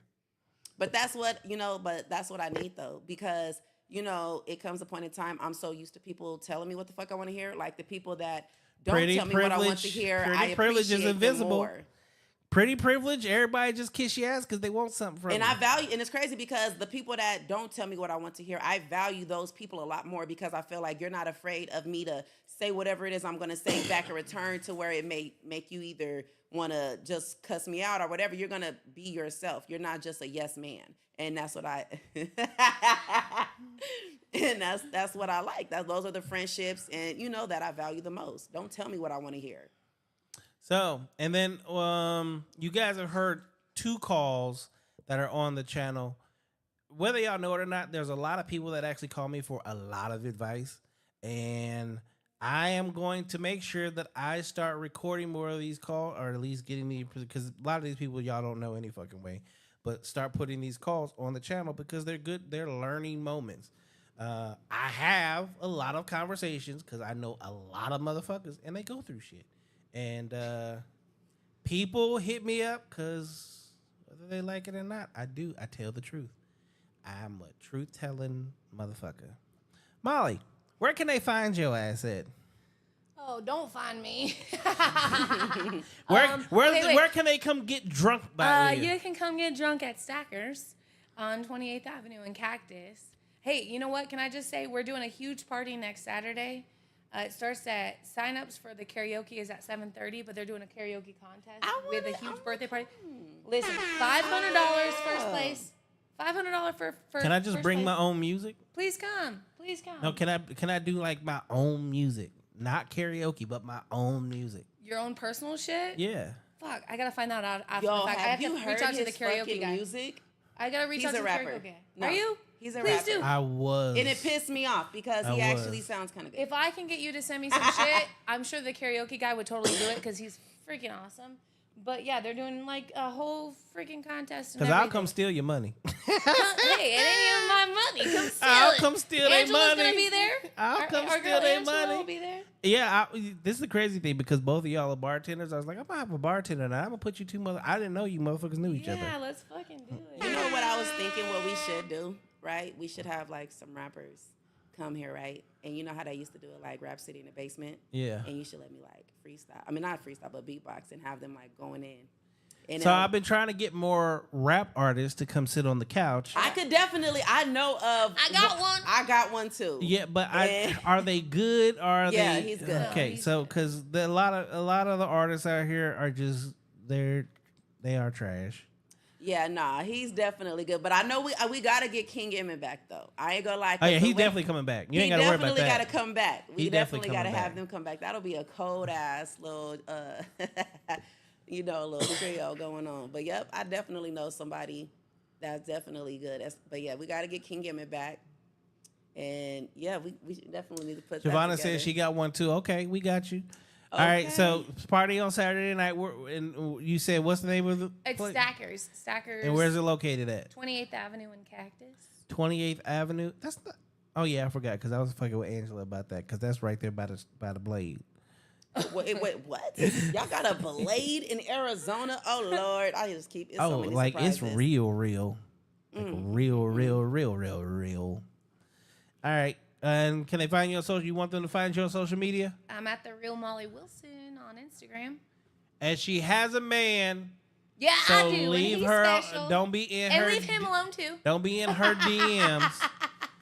All right, and for your ugly ass, where can they find you at? They could find my ugly ass on Instagram at Connie Marie 420. Cause she stays high. No, 420 is my birthday. Are you 420? Yes, 420 is my birthday, girl. My cousin is 420. Funny ass. 420 is my birthday. It is my birthday. I'm done. I'm fucking done. Because she was map questing where she's going next earlier. Like, get me. Hell no. I was supposed to have been born on my grandmother's birthday, who I'm actually also a junior to, but I came on 420. So we're 10 days apart. I'm 410. Then we got to do something for our birthday. Well, I don't know though. I'm trying to be out of town though.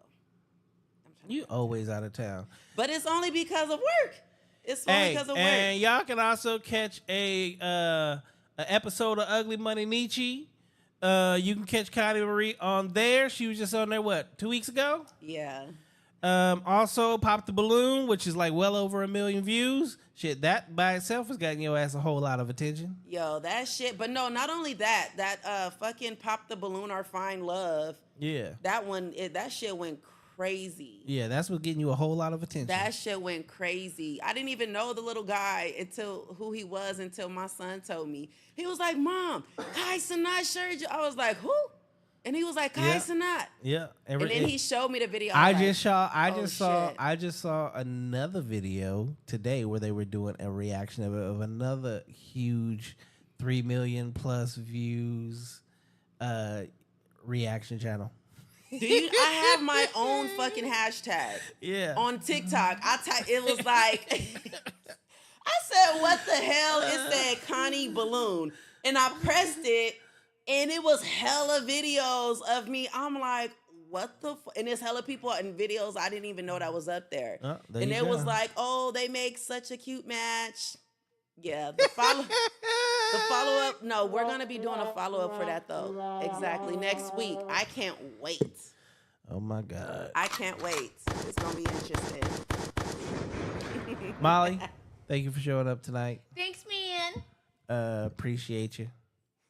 We got to finally actually meet and talk shit to each other face to face. Thanks for not trying to hit on me, because then it would have been awkward to. Oh my God! Like fuck.